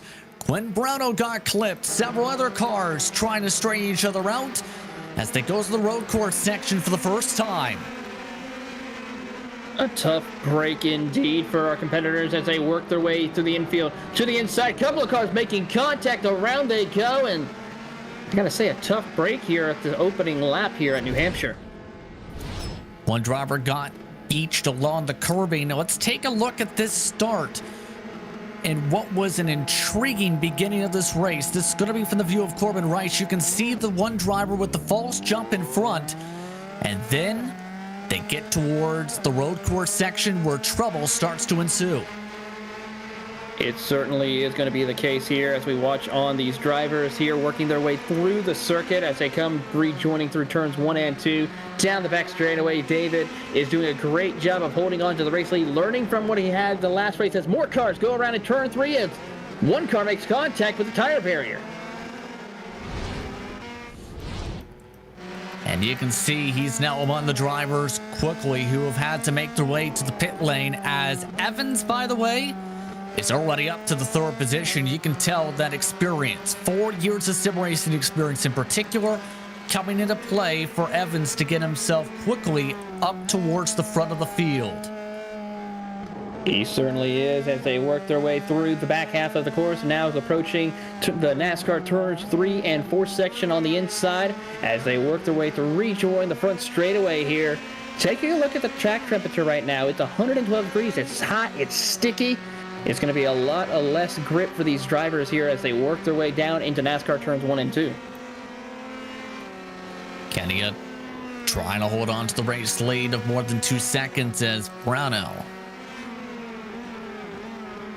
going a little bit earlier on the brakes that time compared to Evans. And this is going to be the tough part, is getting the passes done. Some of the best passing opportunities are right here. The run up into the infield for turns 3 and 4, inside the infield, I should say, for that part of the racetrack, as well as the run out of NASCAR turn 2 and the front straightaway for today.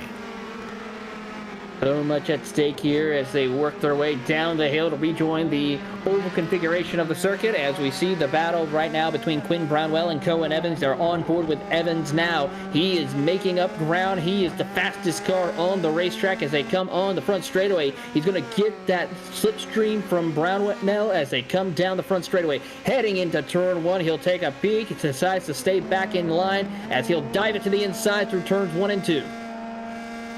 And these two drivers are from the same school, Indiana University, Purdue University, Indianapolis, keep in mind. And the experience levels, vastly different. Relatively little was what was described by Brownell for today's action in terms of his iRacing experience. And he talked about how a good setup can get you fast and consistent lap times. So, at the moment, he's the driver in front of the 4-year iRacing veteran in Evans, who has talked about how telemetry can help a lot when it comes to learning these cars. Do you think they're going to try and work together, Taylor, since they're from the same school here, to try and close up the gap? It is a possibility for these two to work together as teammates now, as this is a good chance for them to utilize the slipstream to try to gain ground on David as they work their way down in the front straightaway. Look at how much time they were able to gain right there, as it is at 2.4 seconds and closing. But Brownell might actually give the position away to Cohen because he knows Cohen is the faster of the two drivers now. As they dive into turn 3, Brownell gives him the line but thinks better of it. Close for comfort, as that now gives the position over to Evans. Lost them a little bit of time as well. It's now more than 3 seconds the race lead. So the lead continues to now extend. Also, Corsello is in the midst of a battle now with one of the blue ribbon drivers. From 10th to 4th for Ben Oz so far in this race so far. This is 7 seconds back your race lead. And it looks like Corsello has the momentum. The problem is he can't find the line to get the move quite yet. He certainly cannot, as we watch on.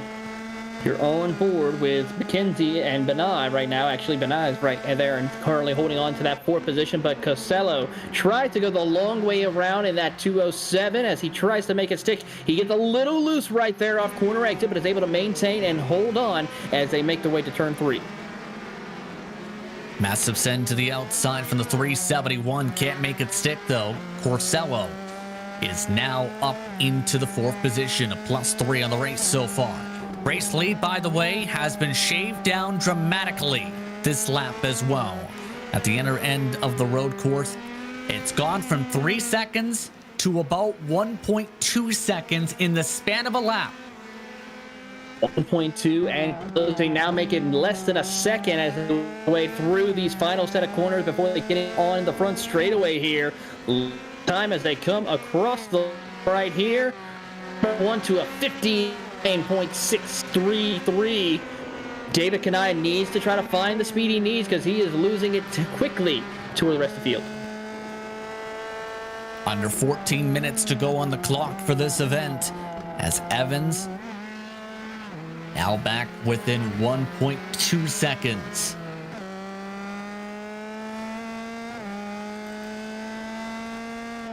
Brownell has stabilized the gap distance to 3.7 seconds, by the way, as we follow on board now with the 2nd place driver. And it's been very impressive what Evans has been able to do as well. Keep in mind the work that this entire program for Formula Hybrid Plus Electric has been able to do. Been around for years. Started off in 2006. Taking place each spring at this facility with the work they've done. As the leader has just had a crash. The leader has just had a crash from the unbelievable. What happens right here as we see David Kanai. Another mistake. Ooh, just clips that barrier right there. Hit the tire barrier. Yes, the attenuator wall for the pit lane. That will give the race lead over to Cohen Evans once again, and as he pulls out another lead over.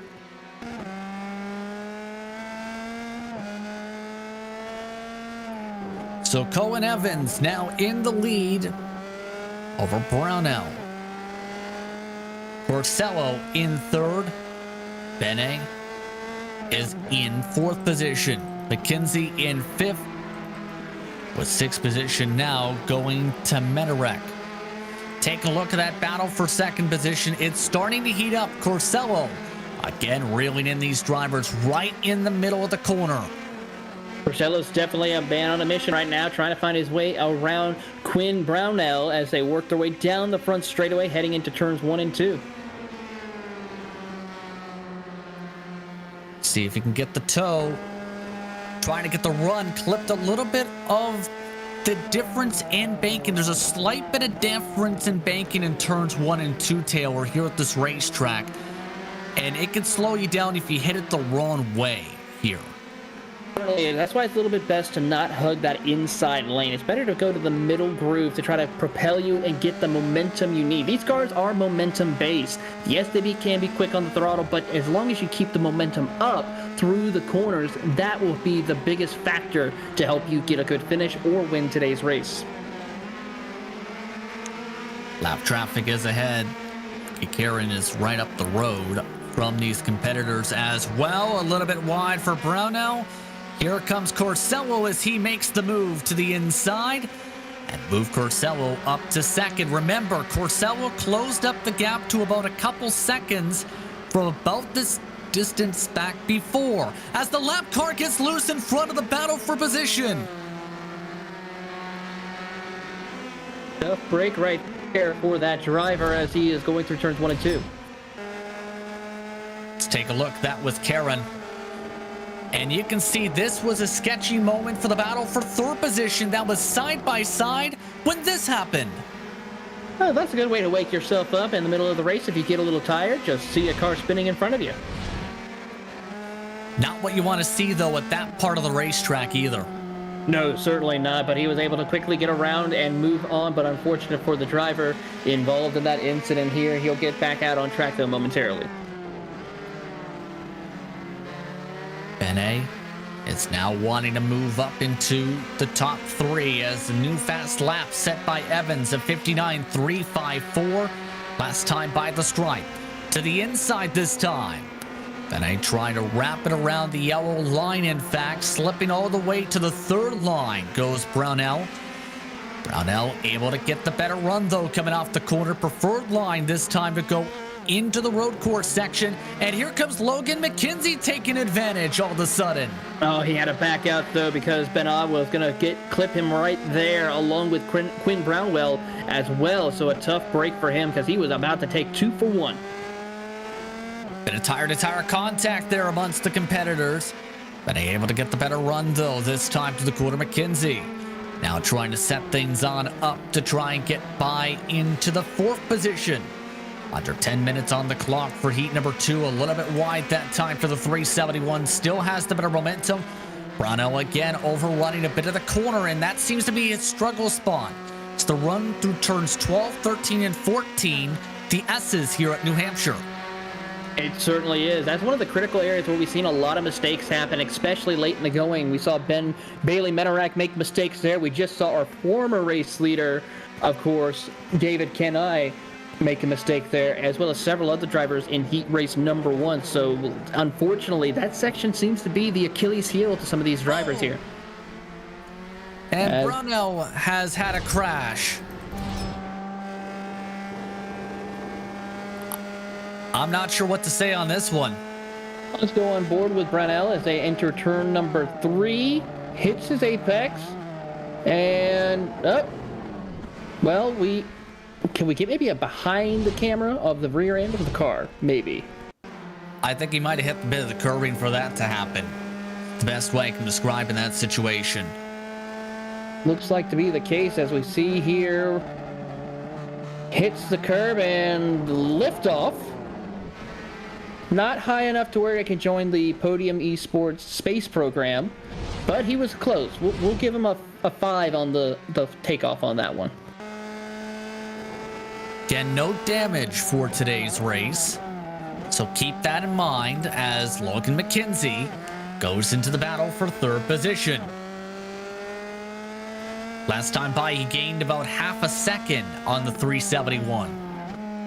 7 minutes to go on the clock this time.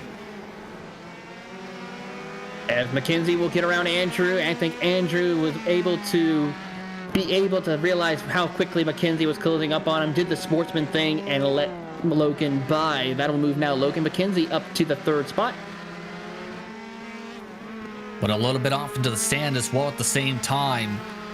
Lose a bit of momentum now and drop behind by about 3 car lengths with 7 estimated laps to go. And you can see McKenzie trying to break a bit of the toe that we've seen come into play a couple times through this part of the racetrack. We certainly have seen several drivers make mistakes through NASCAR turn 1 and 2 right now as they make the run to turn number 3, hitting down towards the apex. It gives a little bit of room for both drivers as Andrew tried to close the gap right there, but to no avail. Couldn't make the time needed as his now lost time. 0.7 of a second separate the 2 drivers. Question is, can Andrew get back up there for the position? Because in this section, he did actually get a little bit of the sand tailer that caused a little bit of that slowdown effect and that pass-by effect. So if you're Andrew, how do you get back up there to try and get a shot at Logan? You need to try to hit your apex a little bit better and not make mistakes such as hitting the sand. Sand is not your friend when it comes to this type of racing for sure.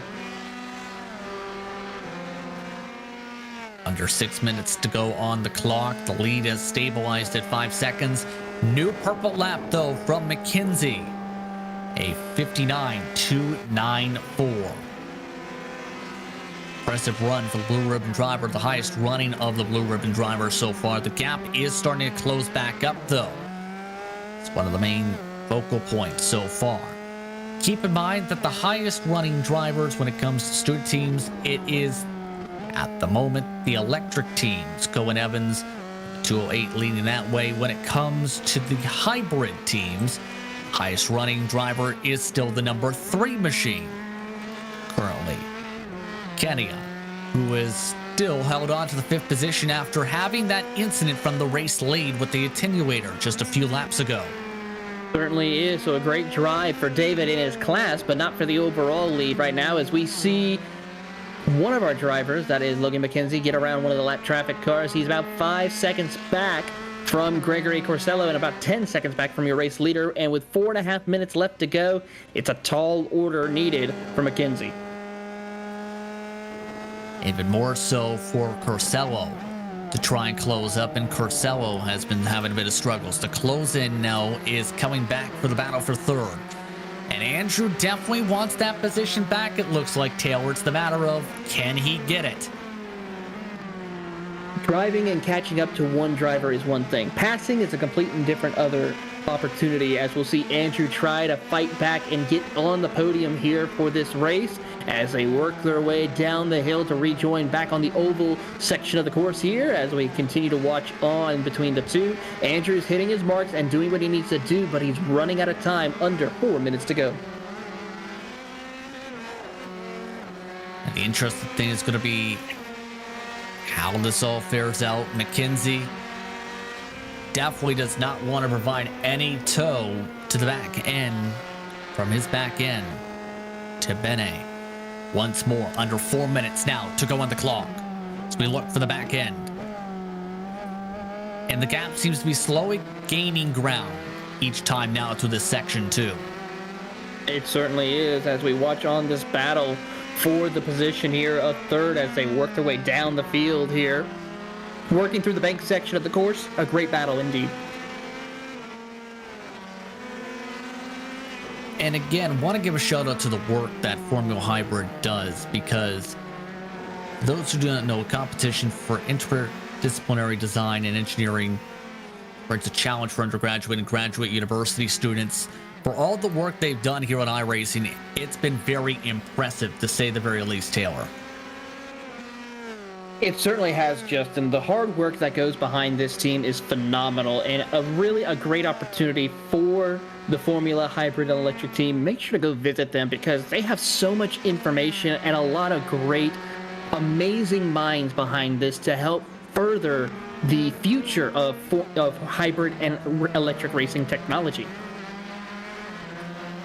Which is going to be very big in the future, I think, Taylor, because especially in the 2030s in particular, it's going to be very interesting how racing goes with the technology that's coming into play, as Evans is currently coming towards 2 estimated laps to go. It certainly is, Justin. And one thing to keep in mind when it comes to the future of hybrid and electric technology, you know, we have it in Formula E, of course, which is the well-known, and then, of course, some of the new racing series that we've seen involving electric cars, and how hybrid has always been really a main staple in the world of sports car racing and motor racing since the early 2010s for the most part, with diesel and TDI technology. So it's phenomenal to see the growth since then to now, and only it's going to get better as the future progresses. Want to give a shout out to some of these drivers who continue to roll their way around the racetrack. We talked about Kenya, who's currently running in 5th position. You still have the first driver 1 lap down, being Sharad High at the moment. It's incredible, all these programs, the work they've done to be able to get themselves up to speed with sim racing over the past few weeks and for this grand finale, as these drivers will now come to the final lap, final minute on the clock, one estimated lap to go this time. One more time for our competitors here as we watch on and see Cohen Evans, as you're now watching Bailey Menarak work his way through the back half of the road course before rejoining. But for Cohen Evans, he's going to enter turn 3 right here before going off outside of the oval and through the road course section. He's been able to keep the gap stabilized this time, Taylor, compared to last time, too. He's kept it at 5 seconds and no mistakes and no trouble for this race. Certainly no mistakes whatsoever for Cohen Evans. I think he learned a little bit from his last one and took his time around lap traffic to survive and not have any mistakes whatsoever. Could we see him form the clean sweep? Well, we'll find out as the clock's at 10 seconds. We'll see as now Evans will make his way down the front stretch. One more time, checkered flag waves. Cohen Evans gets the sweep. He wins the second heat for Formula Hybrid Plus Electric Wheel-to-Wheels Grand Finale. What a drive for Cohen Evans. Here comes Gregory Corsello. He'll come across in second. Logan McKenzie, your podium finishers for heat race number 2. As the rest of the field works their way through, a lot of better driving, I think, in this one we saw compared to heat race number 1. A few more drivers finishing on the lead lap here. So a great drive as we watch on the battle for P9 between Sharade and Vincent Wood. Those drivers are keeping things busy for one of the final positions on track with a bit of contact. A big save and Wood hits the rumble strips. Sharad High ends up getting loose. And Sharad High will end up getting the 9th position as a result. Ricky Carroll will come across the stripe as well. Vincent Wood will rumble his way forward into the final position on the racetrack as a result of that situation. Great battle at the end of the race as Cohen Evans gets the sweep. Corsello gets second. McKenzie and Bene round out the top 4 with Kenya in 5th position. Then Menarik finished in 6th spot with Brownell in 7th. Stevens in 8th. Sharad High in 8th. Sharad High, I should rather say, with Wood rounding out your top 10. The last of the drivers on track, Corbin Bryce and Ricky Karen. An intriguing race, Taylor, to say the very least. Let's bring in, once again, Mike Chapman, I should rather say, the director for Formula Hybrid Plus Electric. Mike, thanks for joining us once again. A great event here today with both of these heats. That was just amazing. Can't say enough about the time and the effort that the students put into it, and the fun that they had today.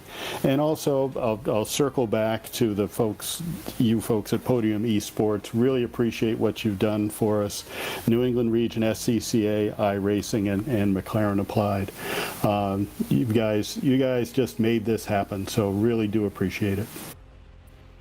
Absolutely, a great event here today, and a great time on iRacing overall as well here, Mike, especially with the work put in for, in turn, their final scores for this event.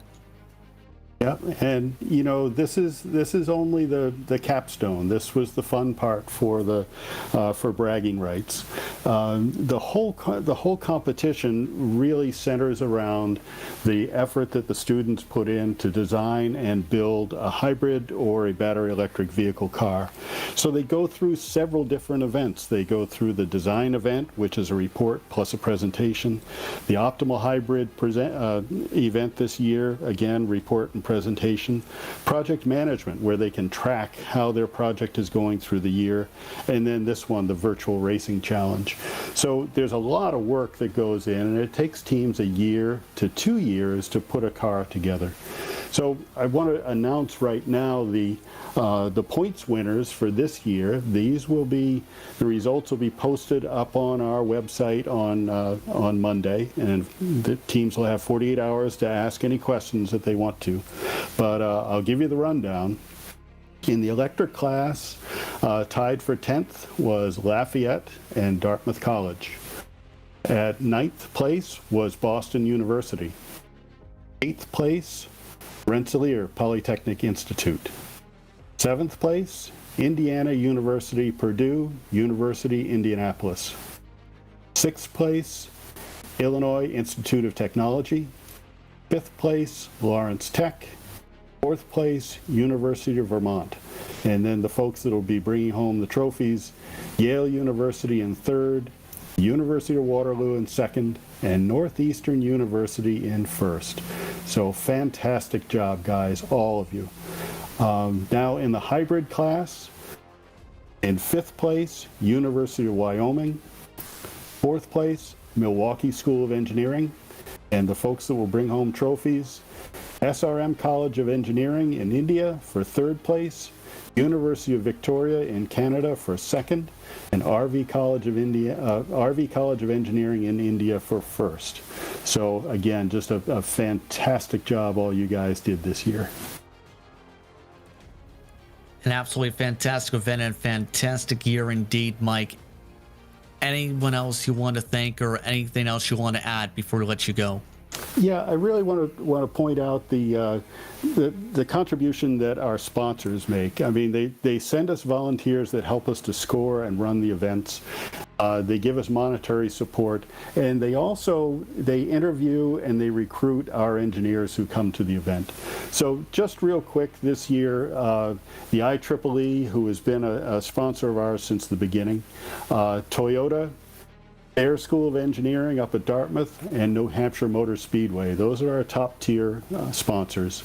After that, the New England Region SCCA, Intralinks, and SAE International for the gold level, silver level, Haggerty and McLean Fogg, and the bronze level, BAE Systems, Fiberglass, E-Propelled, Porsche Nashua, Test Equity, Keysight Technologies, TomTom, the Weld family, and Jenna Pollock. And again, we can't make this happen without our suppliers, and that includes iRacing and McLaren Applied. And one of the sponsors that's coming up is XL Fleet, and we certainly hope to see them up at the track next year. So really, thanks to all you, all the sponsors, all the volunteers that helped us put on this competition this year.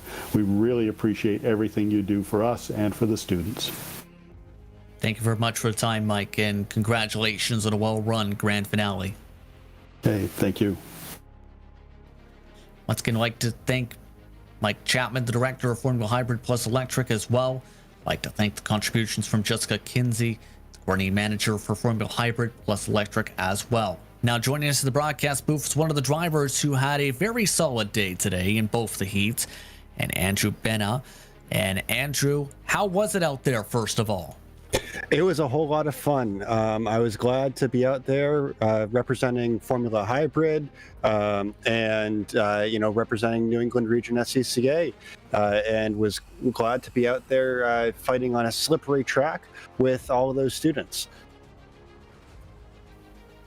Overall, what were some of the difficulties when it comes to today in terms of the track itself to try and adapt to the changing conditions, as well as to try and battle for position? Because I've seen at one point you were in a battle with Logan where you ended up hitting the sand trap and losing a bit of time there.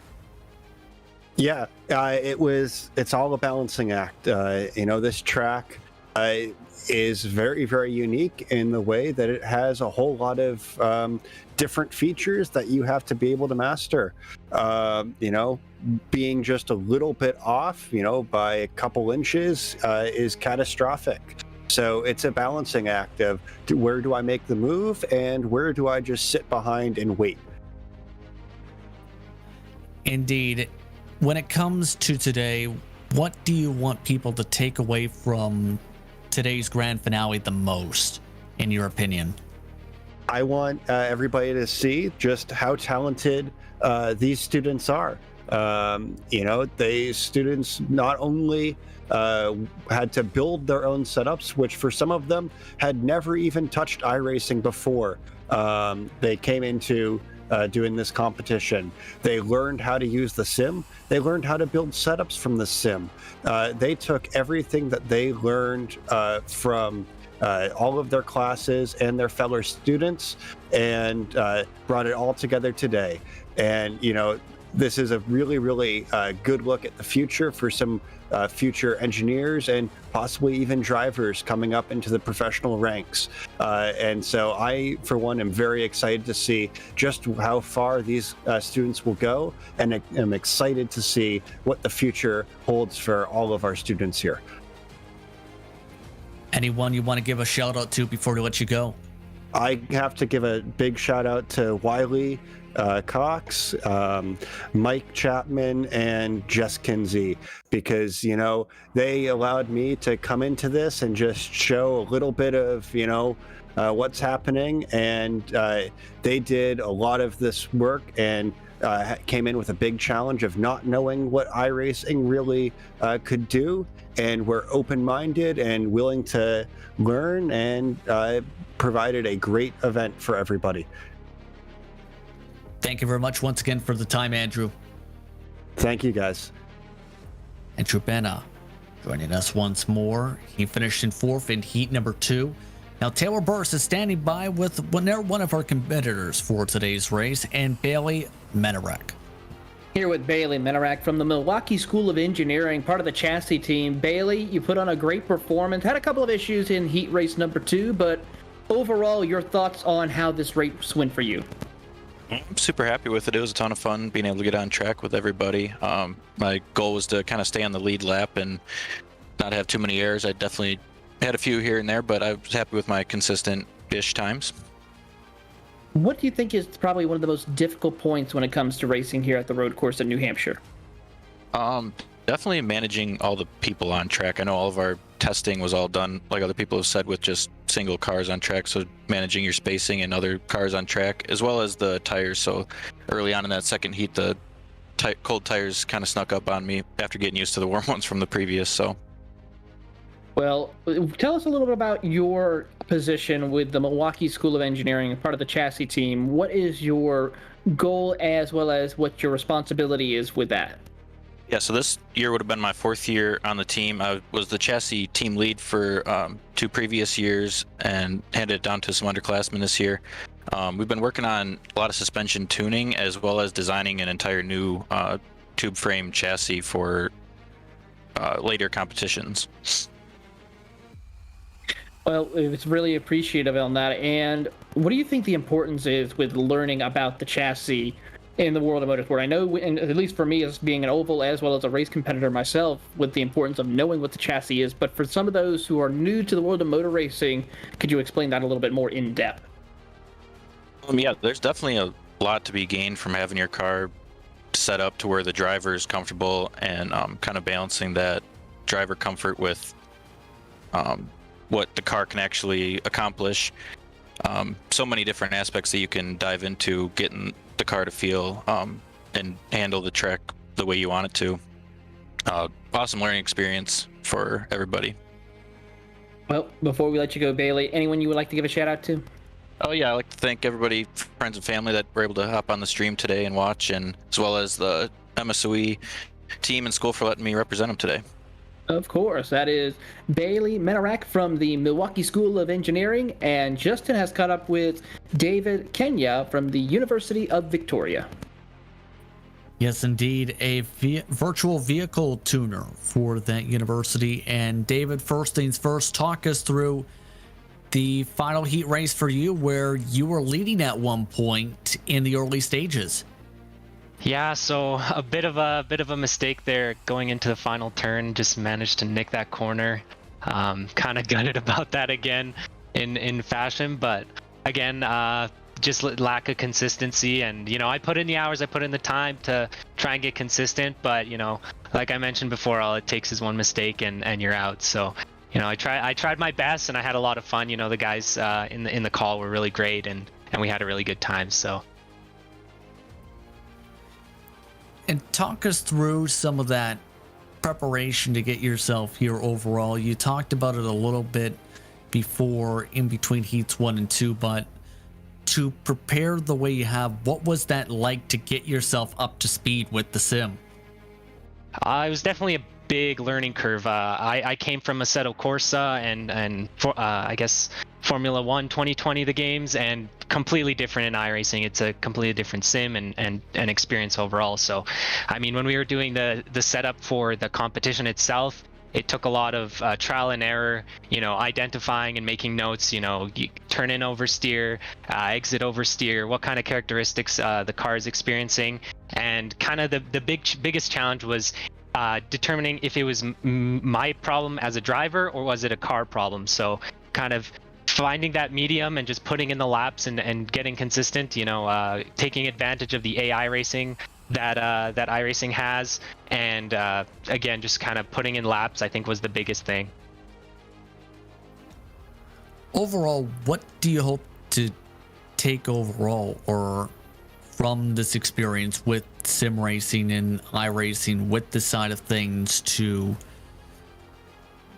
the future, really, for your time with your Formula Hybrid plus Electric team, as well as for your future career? Definitely. So I actually was competing in Formula SAE, the internal combustion, for the past couple years, and kind of came on to the hybrid team in my final year here as I graduate in August, to kind of pick up some new things, pick up some knowledge, and work with some different people to try and expand my understanding of race car vehicle dynamics and powertrain overall. And kind of throughout the years, competing in this competition, I definitely developed a passion for motorsport.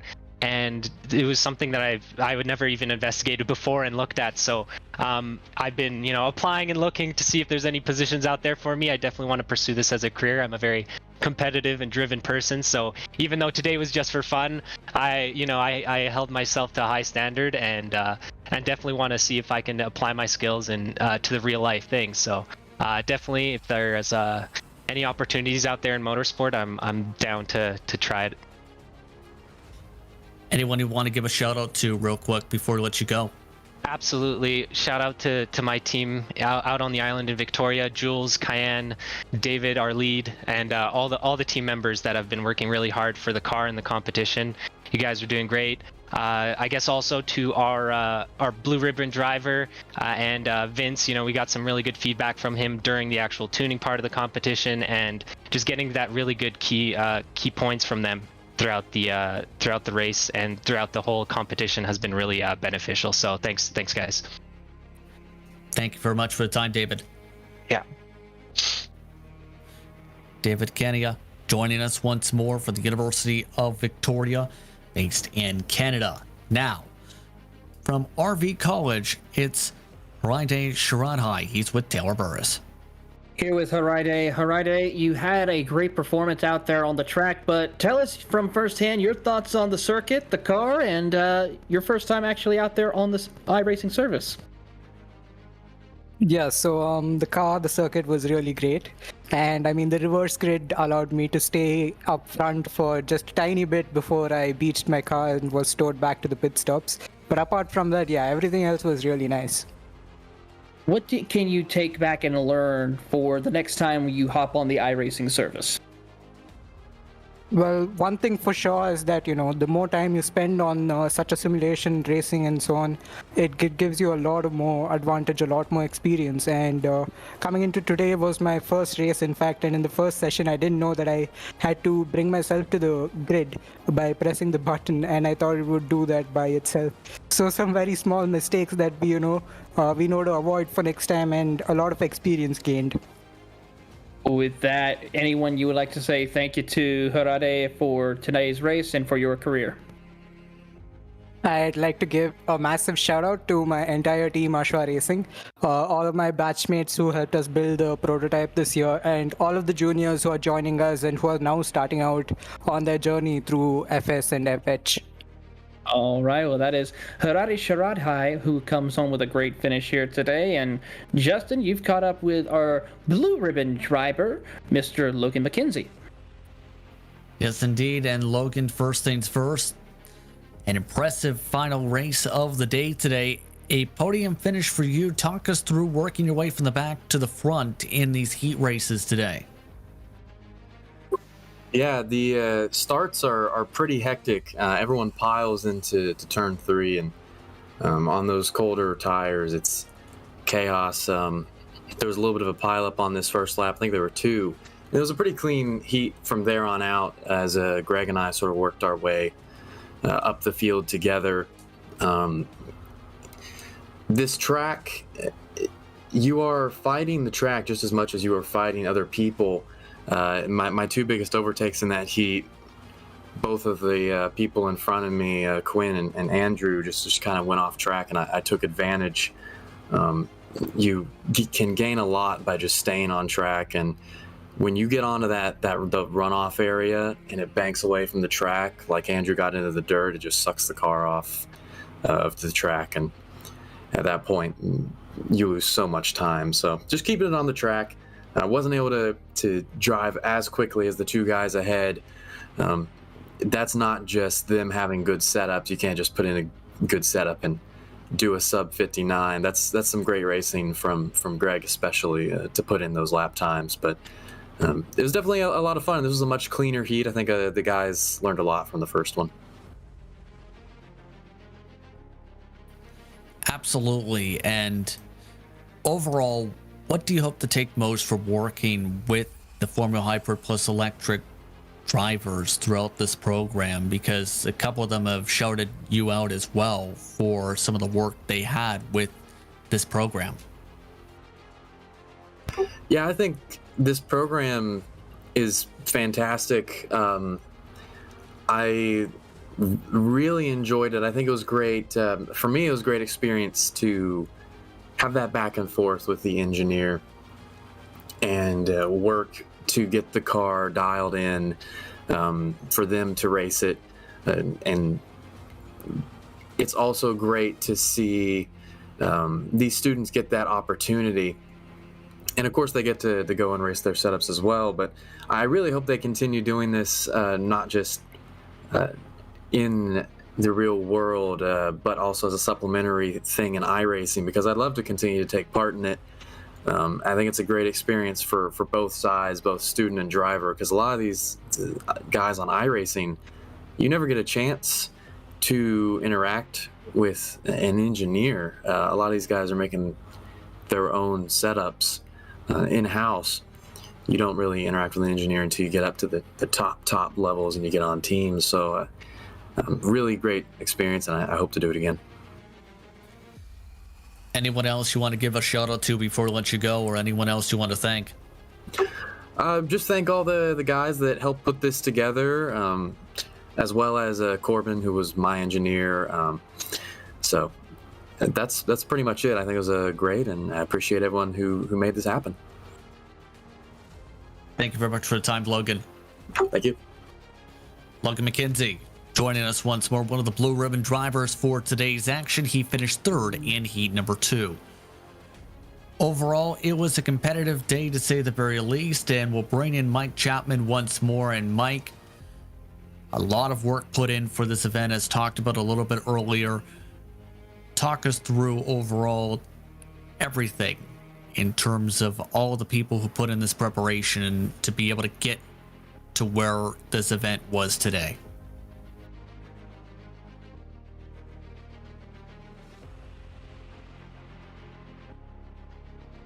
You'd think after a year I'd be willing to understand how this stuff works. So thank you for the shout out there. It is just a tremendous amount of work that everybody puts in. There are most of our folks that work on this are volunteers. It's we do it for the love of it. And I want to give a really big shout out to Jess Kinsey, our coordinating manager of Formula Hybrid Plus Electric. Jess wasn't able to make it here today, but she just puts in a tremendous amount of time to pull this whole competition together, all the different facets. And I know that being virtual was difficult, and we're looking forward to being back on track next year. Our tagline for this year is kind of Vroom by Zoom in 21 and back on track in 22. So we're really looking forward to that. And then the other folks that I'd like to give a shout out to. I mean, we've said the New England Region SCCA, Podium Esports, iRacing, McLaren Applied. Without your help, this definitely would not have happened at all. And we have a lot of other sponsors that both send us volunteers, they act as mentors, they judge the different events, and it's important for us that our sponsor engineers come and work with the students, because that's what really makes it worthwhile. And over the years, we've sent students to places like Ford, GM, Fiat Chrysler, SpaceX, Tesla, Boeing, Lucid Motors, BAE Systems. So, a lot more than just the typical auto companies. And this year for our sponsors, I mentioned them before, but I'll mention them again. Thayer School of Engineering at Dartmouth, the students at Thayer School 15 years ago, when their car was banned at another event, got together and organized Formula Hybrid. So it's them to thank for where we are today. The IEEE was an early sponsor and helped to guide us.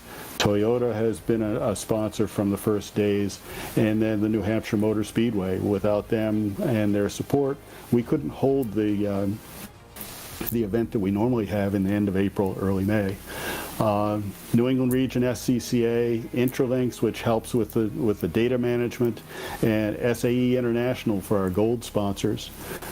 Silver sponsors, Haggerty, who did our t-shirts this year, McLean Fogg, who does automotive fasteners, gave some great, both of those companies gave some great sponsor expo presentations. And then, the bronze ones, BAE Systems, Fiberglass, E-Propelled, Porsche Nashua, Test Equity, Keysight Technologies, TomTom, the Weld family, and Jenna Pollock. And I want to mention one, they aren't in the list here as sponsors, but we were very thrilled this year to have Pat Simmons, who is the CTO of Formula One, gave a sponsor expo for us. And that was hosted by Alexis Abramson, and she's the dean of the Thayer School of Engineering. So we had two top flight engineers with Alexis and Pat giving a talk about where racing has been, where it's going, what are the technologies involved. So, we look forward to having that interaction between industry and Formula Hybrid. It really makes us go, and we can't be more thankful for all the folks that helped us out this year. Thank you very much once again for this great event, Mike, and thank you very much for the time. All right, thank you guys, much appreciated. Mike Chapman once more from Formula Hybrid Plus Electric joining us once more. Shout out to all those who have worked as part of this event, as well as the many sponsors for said event. Now, Taylor, I want to turn to you. Your thoughts on how this event played out for today, especially with a lot of great racing, all for, again, a great program and a great cause. It's certainly great to see that motorsports is not going anywhere, that there is a future for the young great minds that we just saw out here on the track, as well as those who took part and helped preparing. Even though they couldn't go to New Hampshire Motor Speedway to showcase their actual cars, they were still able to get involved and learn and apply what they've learned to showcase the future. And that's what racing is all about, showcasing the future technology and safety innovations of all things racing, as well as what we can use to apply on the actual roads that we drive on the streets for, such as you, myself, and everyone who's watching. That's what's so great about motorsports, and why it's probably, in my opinion, one of the greatest tools in all of sports. This is something that helps us to learn and apply to use in the world of actual car and development, to where we can be able to have greener environment possibilities, to save fuel and electrics, as well as using that to the best of our abilities and showcasing how great the human mind can be. Absolutely. Overall, a great event to follow along with for today. We'd like to thank everyone for today's action and go through the coming events for today's action across Podium Esports in the iRacing world. First things first, at the moment, It is the Esports Drift Association Megaspace taking place on Saturday, June the 5th. That started at 1 p.m. Eastern Time. You can catch that on the main Podium Esports Twitch channel. Then tomorrow, it is the MPI Cup Series at Michigan. Sunday, June the 6th, for the penultimate round for that season. That will set the Final Four for next week's Championship 4 at Kansas. Again, 9:15 p.m. Eastern Time. You can catch that on the main Podium Esports Twitch. Then, Monday Night Racing presented by Napa heads to Lime Rock Park for the Mazda MX-5s. That'll take place at 8 p.m. Eastern Time on Podium 2. Then you can find the PCA Sim Racing Series 6 at Michelin Raceway Road, Atlanta for round number 7 on Wednesday at 8 p.m. Eastern Time.